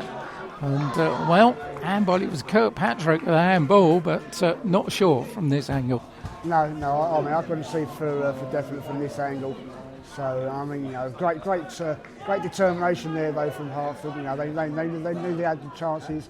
They, had the Barton defence at all their 6s and 7s. And finally, I mean, Balogan, after a couple of chances he's had, he gets the ball in the net, but the referee's assistant puts his flag up. One of those days as Harry Gilzine heads the ball up, and Jaden Brown will bring it down on that far side. Jaden Brown's on the edge of the area. Kirkpatrick's in the area. Goes down under challenge, and this time it's Barton screaming for a penalty. Tino Kwamina's challenge, I don't think there was much in it, but referee Karam is not making friends on either side as Maloney goes down on the challenge, this time from Mardale Smith. Tackles are flying in at the moment. And the ball goes all the way back to the goalkeeper, Sam Archer. And there's Alfie Warman deep inside his own half. Long ball forward, looking for Jaden Brown. Chests it down for Maloney, who we haven't seen much of since he came on. Plays the ball through, but Brown can't collect it. And he'll go all the way through to Luke Mewin. Frantic passage of play. Joe Bennett picks the ball up, starts to come forward and then gives it away, but will get it back. And on his near side, Cotland Brown does well to adjust his body shape and keep the ball in. Joe Bennett forward, looking for Balogun. Balogun looks to get the other side of a move, but to be fair to the big number 6, when he's had to do that, he's done it well. And robbed Balogun again. As Ben Hurd starts to come forward for Hertford. Wilson Burnell, far side of the field, already caused some problems. Wilson going for the run against Nerfield. Wilson trying to go round him. Nerfield pulls him down. Does he stable him with a free kick? The referee gives a goal kick. It's far side of the field, just having a look at those benches. And looks actually that it's going to be a third change, I think, for Barton Rovers over on that far side. I think it could be Josh Adelikia who's going to come on. Jaden Brown's going to go off. Once again, can't they use the board over there? What's wrong with them? That's not used it, so we're going to have to wait for him to turn around to tell us who has come on. But I think he's going to be wearing number 14. He's gone straight up front as well on that right-hand side. There was Kirkpatrick up front, left-hand side. I wonder if they fancy their chances here. Jermaine Hall's side, withstand plenty of pressure, kept themselves in the game. Just need one breakaway and Hertford could be in trouble. It's always the same, isn't it, when a sub comes on? Yeah, it is Adalika who has come on wearing number 14 on that far side. So all changes made. Former Crawley Green striker. Joe Bennett coming forward, space to move into, midway inside the Barton half. Plays the ball to Coughlin Brown on this near side. Coughlin Brown drifts inside and then brings in Ben Hurd. Joe Bennett falls over and then gets back up again. Gets the ball this time from Ben Hurd, chips it inside the box and moves there and volleys it towards this touchline, brought down off his knee by Ben Hurd. Brings in Joe Bennett again.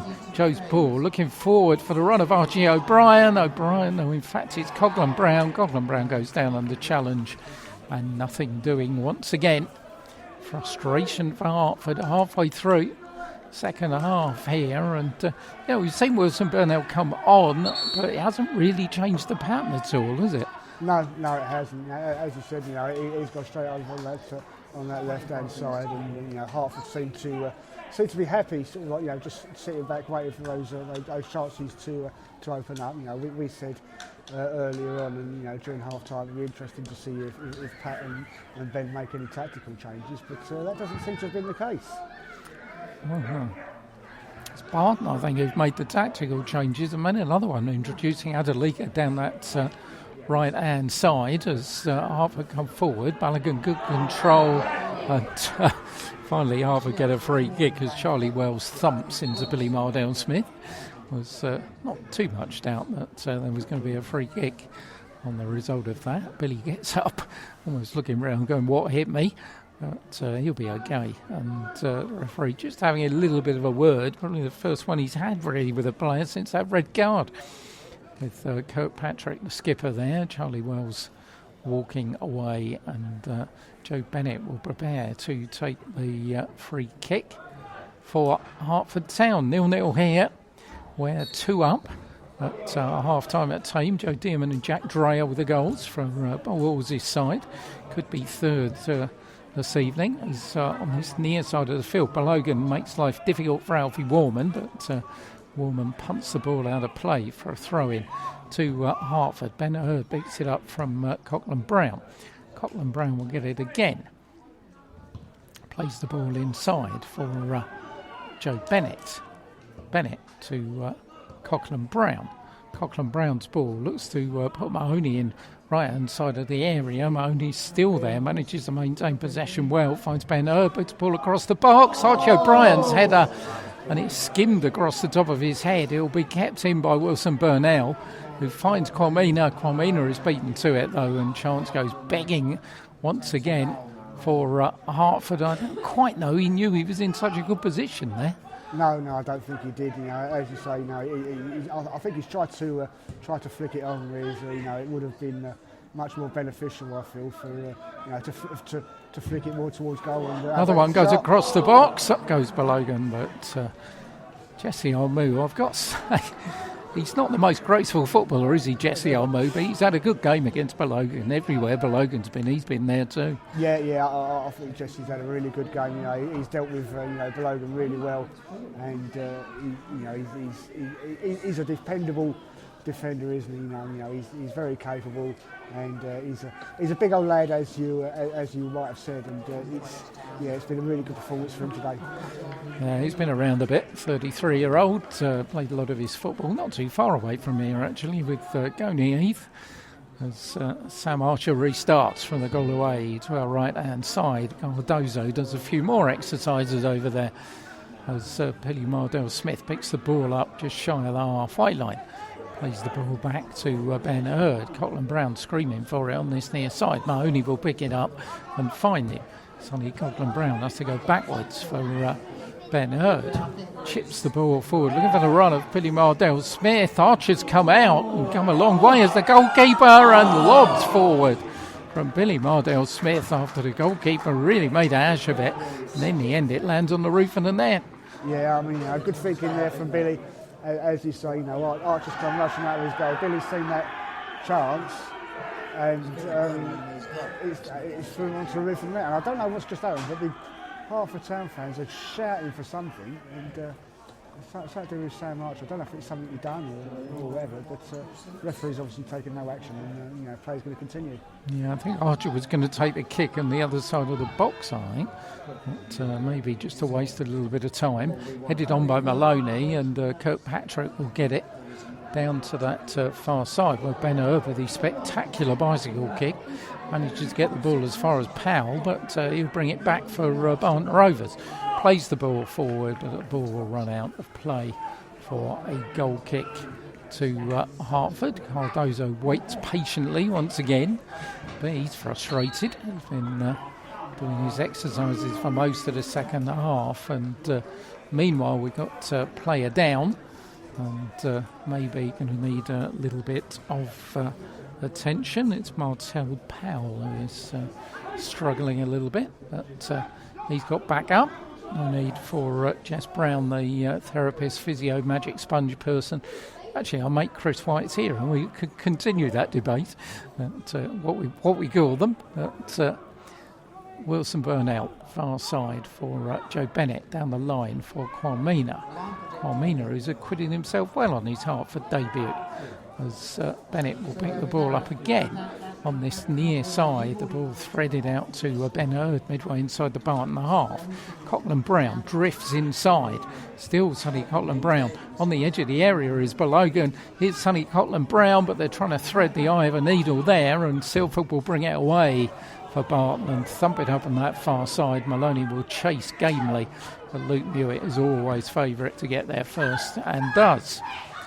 Ball finds its way to Joe Bennett inside a sunlit centre circle with 16 minutes plus time added on remaining at the Smile IT. Both teams have kept 3 clean sheets so far this season. Hertford haven't got one at home since the big Biggleswade here back in November. But they'll want 3 points out of this one. They'll be disappointed if they don't get it against 10 men that they've been playing since the 14th minute.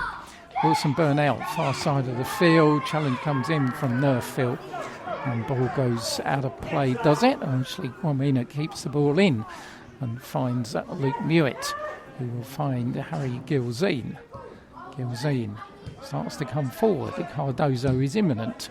Chip forward, looking for Billy Mardell-Smith. Is Morgan Maloney, but linesman's flag goes up on this near side, and that's I think going to be it for Lanray Balogun, is it? No, it's actually going to be Sonny Cotland Brown who's going to go off. So that's an interesting move. I guess Cardozo will come play on the right, or will Wilson Burnell come on the right and Cardozo go down the left?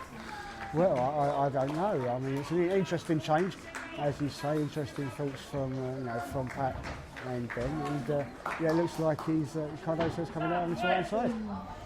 So Balogun stays up top. And just seems to me that watching this game, I mean, two big fellas, aren't they? Balogun and Armu. Balogun not really got a lot of change out of Jesse Armu. Maybe someone slightly fleeter of foot and a bit quicker like Cardoso might give him a problem, because he and Warman are two big central defenders, well over 6 foot, the pair of them, and a little bit of pace could be something to give them a problem. At the moment, I forgot the pace on the flanks as Balogun turns well away from Armu this time and brings in Maloney. Maloney coming forward, midway inside the Barton half. Ben Hurd's on the overlap going down the right-hand side here. Ben gets the ball across the box, goes over everybody, and Murfield makes sure it goes out of play by heading it out on that far side. Wilson Burnell with a throw-in. Kwamani collects the ball and then plays the ball back to Joe Bennett. O'Brien for Billy Mardell-Smith. For Maloney. Maloney outside for Ben Hurd. Look for the run of Billy Mardell-Smith, and Wells almost got his team in trouble, but it was punted clear by Warman, and Luke Mewett will collect it for Harry Gilzine. Plays it left for Joe Bennett. 13 minutes plus time added on, 4 stoppages remaining, as Balogun this time does get beyond Armu. Thought about the shot, and Cardoso was involved, but in the end neither of them get the ball, and Maloney will bring it forward for Barton Rovers. Does well to hold on to it, tries to find Patrick, who just nips it across against Morgan Maloney, and it goes behind for a throw in. Last 10 minutes stats, by the way, is that certainly 11 goals for and 10 against for Barton Rovers. Always been a bit lively in the last 10 minutes of games. And as far as Hertford are concerned, level, 8 for and 8 against. So still time for either side to get something out of this one. Would favour Hertford, 11 against 10, but fair play to Barton. They've done a good job so far. Kwamina plays the ball back to Harry Gilzine on the edge of his own penalty area. Forward for Billy Mardell-Smith. Archie O'Brien's made a run in the centre forward position, but Mahoney's got it here on the right hand side. Logan wants the ball deep, but Mahoney's still going forward. Mahoney on this near side looks for Ben Hurd. He's not offside. Good cross. Oh, but Logan can't get it at the far post, and neither can Wilson Burnell. And the ball will go out for a throw in. And it's got to be said, apart from a couple, and probably 2 of them by Tino Kwamina, Hertford's crossing has not been up to the mark this afternoon. No, it's not, have they? They've been in the positions. They've had those chances, to put those crosses in and cause danger. But none of them have really succumbed to creating decent chances. Well, Hertford still got a bit of a firecracker on the bench in Uraid's Memaj, who could come on and play up one of those wide positions. But Wilson Burnell goes down, but doesn't get a free kick. It's going to be a throw-in to Barton Rovers over on that far side. Drawn 4 of their 18 away games of Barton, and dead level in 4 against, 4-35 against 35, and their position, I think probably a point isn't a point is always a good one when you're down to 10 men, although both teams would really have been targeting 3 out of this game. Yeah, of course they would have been. I think Hertford will be disappointed not if they don't take all 3 points. Especially after being, with Barton being down to 10 men so early on in the game. But I mean, you hear managers and players say it very often, doesn't it? Sometimes it's more difficult to play against 10 than play against 11. It has proved most definitely that so far this afternoon for Hertford Town. As game's going to restart after some fairly lengthy treatment for Wilson Burnell, who's limping away on that far side, and the aforementioned Memaj is starting to warm up now for Hertford. Wilson, I think, is going to rejoin us, but he didn't look too happy as the throw downfield as finally lands at the feet of Joe Bennett, and brings in Mahoney on this near side. Mahoney goes round Silford. Here's Morgan Mahoney, right-hand side, queuing up in the box. If he can get it across, has to put the brakes on, finds Ben Hurd, who will get it across. Up goes Balogan, they all go in, and that's a good header by Ryan Nerfield.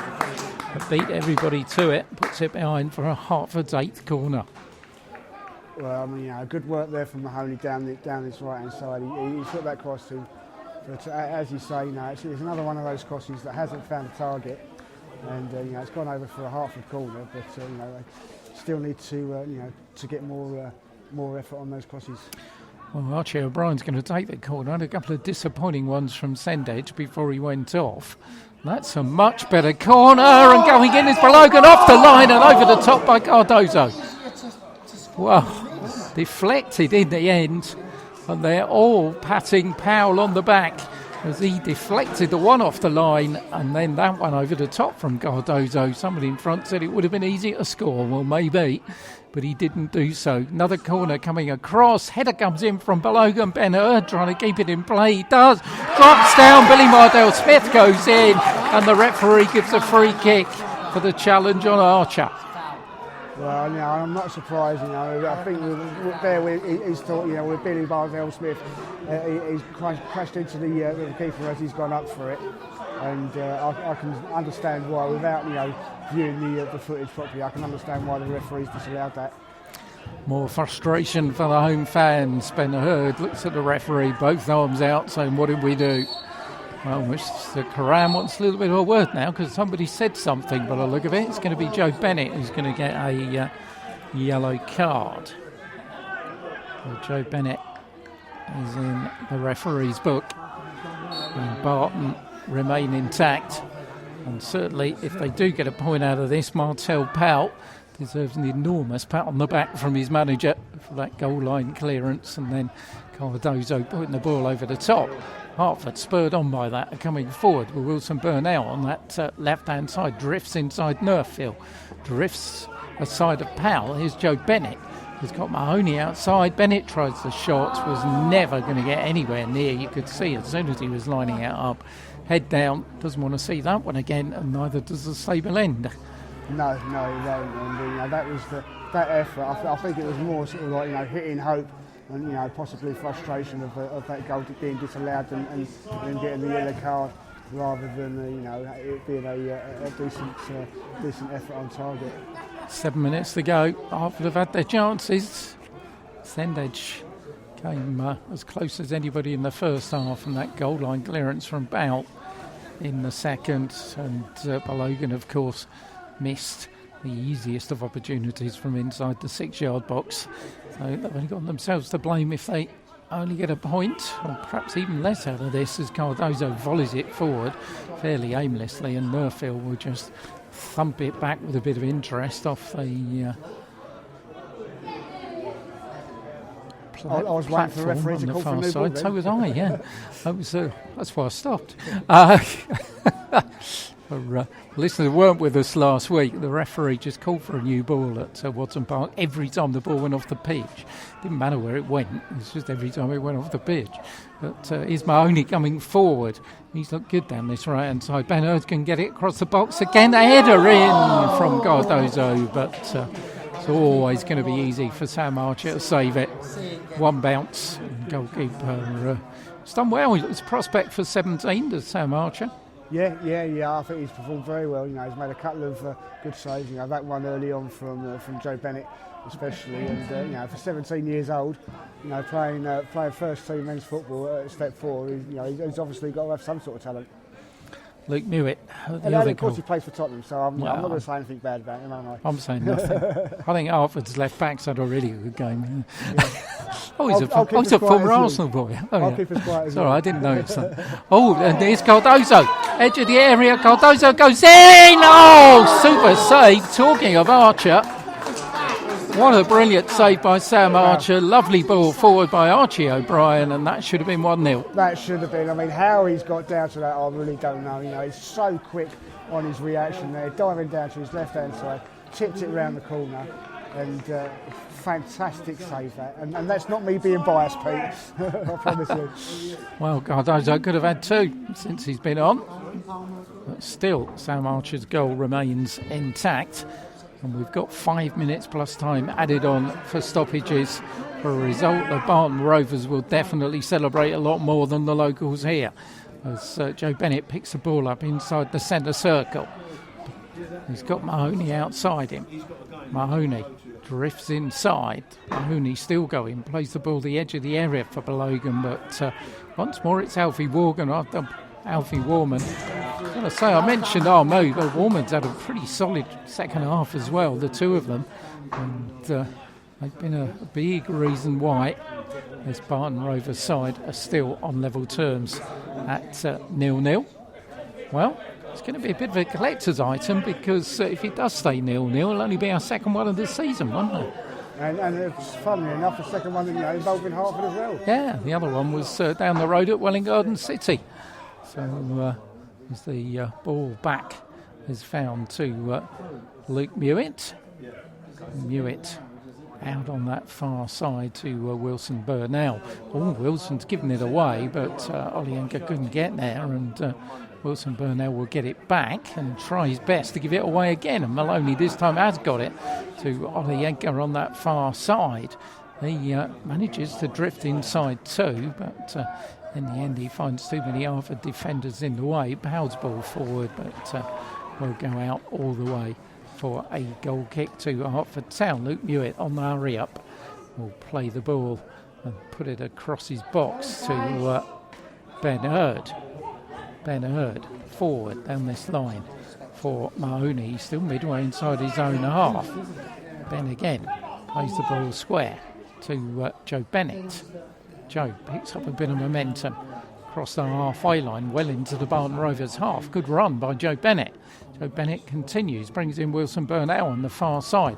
Wilson's ball, though, is blocked by Powell, and Olienka will come forward here for Barton, who could be in with a chance. Olienka's got support now from Mahoney, but Harry Gilzine does a good job, and in the end robs the more experienced striker of the ball, and Hertford will come back with it. Cardozo's in space down this near side. Mahoney there on the halfway line, chips the ball in, looking for the run of Archie O'Brien, but the 17-year-old Archer will get in front of the 16-year-old O'Brien and grab the ball for Barton Rovers.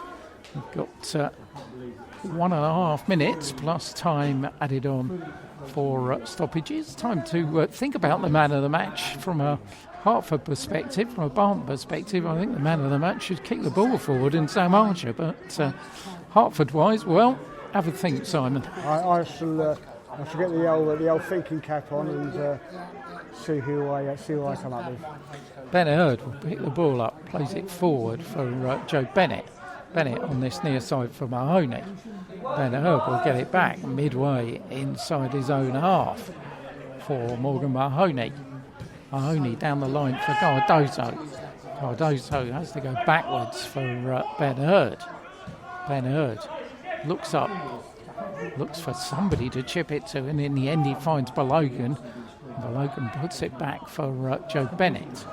Here on the far side is Kwamina. Kwamina's ball forward is snuffed out by Jesse Almu, and Kirkpatrick has it and will thump it on that far side once again for Olienka to take it up. Maloney's inside the box this time. If he can get it across, one bounce, Harry Gilzine has got to deal with it, and Gilzine does, but he hits it and scuffs it up in the air. Hertford could still be in trouble there as Olienka is robbed of it by O'Brien, and then finally it's Kwamina who gets the ball clear.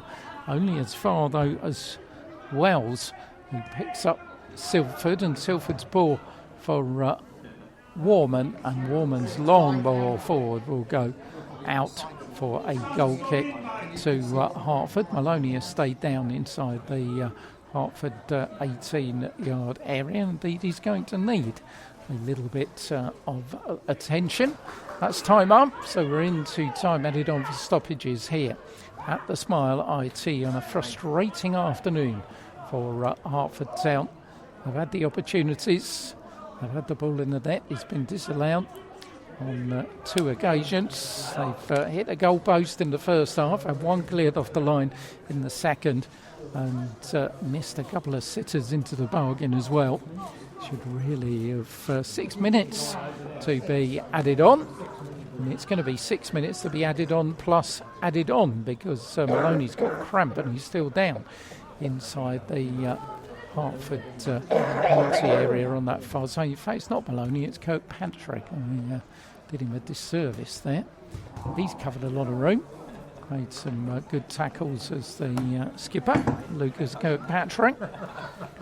So Luke Mewett will look up and prepare to restart and go well into the 6 minutes that are going to be added on at the end of the game here.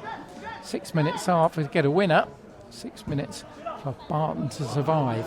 Long ball forward and Archer, perfect starting position, grabs it right on the edge of his area. And well, I'm sure he'll take his time about clearing it. He's going to boot it right-footed downfield, the young goalkeeper.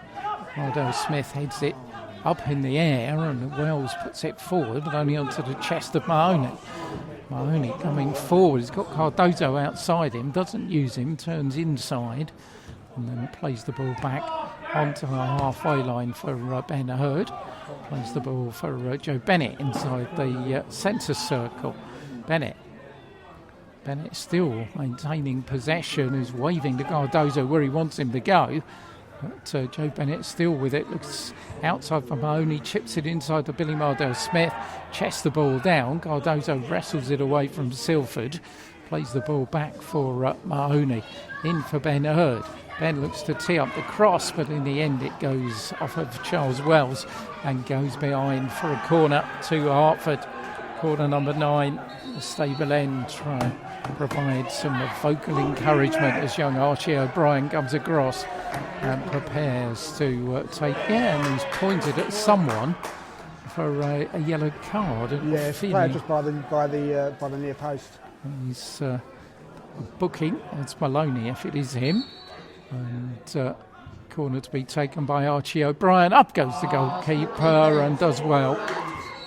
In the end, they lost the ball, but under unfair pressure. Ben Hurd's not happy, and referee Karam is there amongst a melee of players. But I think it's fair play to Archer. He did well to collect that ball before he got a push and relinquished it.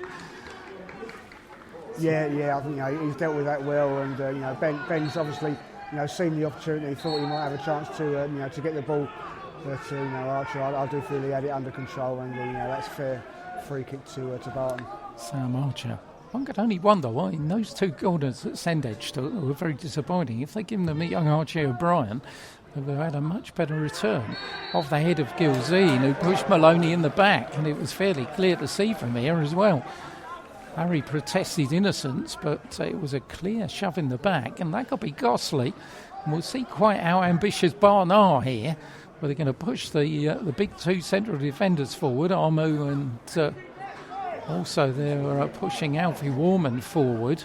They're still maintaining 1, 2, 3, 4 players behind the ball. Kirkpatrick's going to take the kick, so they're well outnumbered within that Hertford 18-yard area. But Kirkpatrick will take the kick here with the right boot. It's a decent one, but in the end straight into the head of Ben Hurd. But Powell will get it back for Barton Rovers. Plays the ball through, and the linesman's flag goes up and robs Maloney this time, who puts the ball into the back of the net. So both teams have had goals ruled out for offside. So Hertford to come forward. We've had 5 minutes over the top, but bear in mind it was probably a couple of minutes in before that 6 minutes of injury time started with the treatment of Kirkpatrick. Here's Wilson Burnell, who's stopped by a solid tackle by Nerfield. Gives it away to Joe Bennett though, and Joe will play it square for Morgan Mahoney. Ben Hurd screaming for it on this near side. Mahoney though is going to play it short to Billy Mardell Smith, who goes down under challenge from Silford. That could be a costly one for Barton this time, as Hertford get a chance to take a kick in the dying seconds of the match here. It's inside right position, about 35 yards out, and Ben Hurd is going to be the man that's going to take it. Kirkpatrick and Silford, I think, will be a Barton wall. All the rest of the shirts in yellow round about that 18-yard area. Archer looks to get his angles right, and Ben Hurd will chip it across. It's a great ball in, and in the end it bounces off of Maloney, surely, but it doesn't elicit a goal kick. Wow, I thought that was a corner. So Wilson Burnell was the closest player to it, and in the end nobody got a touch, and that could be it, as three of the Hertford faithful decide that they want to make their way out onto the newly resurfaced road at the end of the match here at the Smile IT. Stable End look on pensively, but long kick forward and onto the head of Maloney, but it'll go out and play for a throw-in to Hertford on that far side. Well, you just say something there, you know, people leaving the game before it's finished, and it's 0-0. There's only a couple of minutes to go. I mean, it's not like people are in a rush to, get on the first train back or, beat the crowds or anything like that. I really don't understand. I don't understand why people leave like a Premier League game or something like that early. It's not something I've ever done. But for a non-league game like this, what's the point? What are you achieving by leaving a couple of minutes before the end? Absolutely agree. There's ball forward by Wells, and will land inside the Hertford half with Harry Gilzine.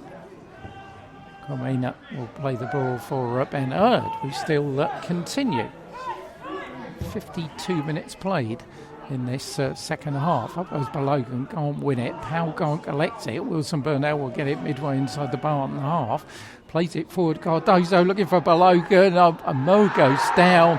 Balogun goes down. Everybody's shouting for a free kick. Balogun shows good strength in keeping hold of the ball, but in the end it's going to be Nerfield, and anywhere will do. We'll thump it clear on the top of the fence and out of the ground. Well, that'll do as far as Barton are concerned, but Hertford have restarted quickly.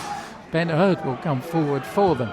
Ben chips the ball. Archie O'Brien's in there. O'Brien keeps it in play. Up goes Cardozo, and once more with an outstretched arm, the man of the match, Simon Archer, pulls another one out of the fire for Barton. Right at the death of the game, he gets a big embrace from his skipper Lucas Kirkpatrick. And well, Barton Rovers have survived from the 14th minute when they were reduced to 10 men. A red card for Taylor Riney. And Hertford had their opportunities. They couldn't do anything about it. And it's the visitors who are by far the happier at the final whistle. Yeah, they will be, absolutely. I think you can tell from the reaction of the of the Hertford players, how disappointed they are with that result. But I mean, I've got to say, Pete, what a performance from Sam Archer. He saved his team, 2 or 3 times, if not more, there today. A fantastic performance for him. I will give him a sort of like special man of the match awards, as it were, because obviously we're going to give it to a Hertford player, but absolutely fantastic performance for him today. And if it wasn't for him, then Hertford would be going home with all 3 points. But for today's man of the match, I think players when put a performance in like that, or players like him, often go unnoticed. And I think he's had a great game today. He holds that midfield together really, really well for Hertford. And I'm going to give it to the captain, Joe Bennett, today. Yeah, and well deserved, and he's right up there when we start to talk towards the end of the season. And one of the signings of the season, of course, he didn't start the season here, but he's been one of the building blocks which has put Hertford where they are today. Ben Hurd's having a little bit of a chat with Jermaine Hall over there. Don't quite know what that's all about. But referee Mr. Karam has come off. Probably had one of his better games that we've seen, actually. He won't get red in bold this time, because he did make some decent calls. Both teams had the ball in the back of the net. Hertford hit the post. They had one cleared off the line, and a string of superb saves from the 17-year-old lonely goalkeeper Sam Archer kept Barton Rovers in business and gives them what could be for them, of course, an important point in their bid to avoid the drop from this division. To be honest, on that performance with 10 men, I think they're too good a side to go down from this division. So if you have been listening, if you got the late call from Barton and decided there was a bit of live commentary going, then well done to your team and good luck to them for the rest of the season. Hertford move on to played 41 points with a goal difference of -2, and they go to Waltham Abbey on Monday, and really a must-win game. If they are going to sneak anywhere near the playoffs, they've got to win at Gather Shots on Monday against a team who were in the playoff picture this morning, of course, and will remain in the playoff picture. Waltham Abbey, despite what happens elsewhere in the league, which Simon is quickly piecing together for us. This morning, Biggleswade Town led 20 and played 29.56 points. Bedford was second, played 30.54. Biggleswade Town's games at Welwyn Garden City was called off at 10:30, so they will remain on 56 points. AFC Dunstable were third, played 31.51 points. Ware were fourth, played 30.49. Waltham Abbey were fifth, played 31.48, and then Cirencester played 31.44. So that was what the top of the table looked like. At the bottom, there's an almighty dogfight between the bottom three. Kempston was 17th, played 30.29 points. Kidlington 18th, played 27.28, and Tame 19th, played 29.27.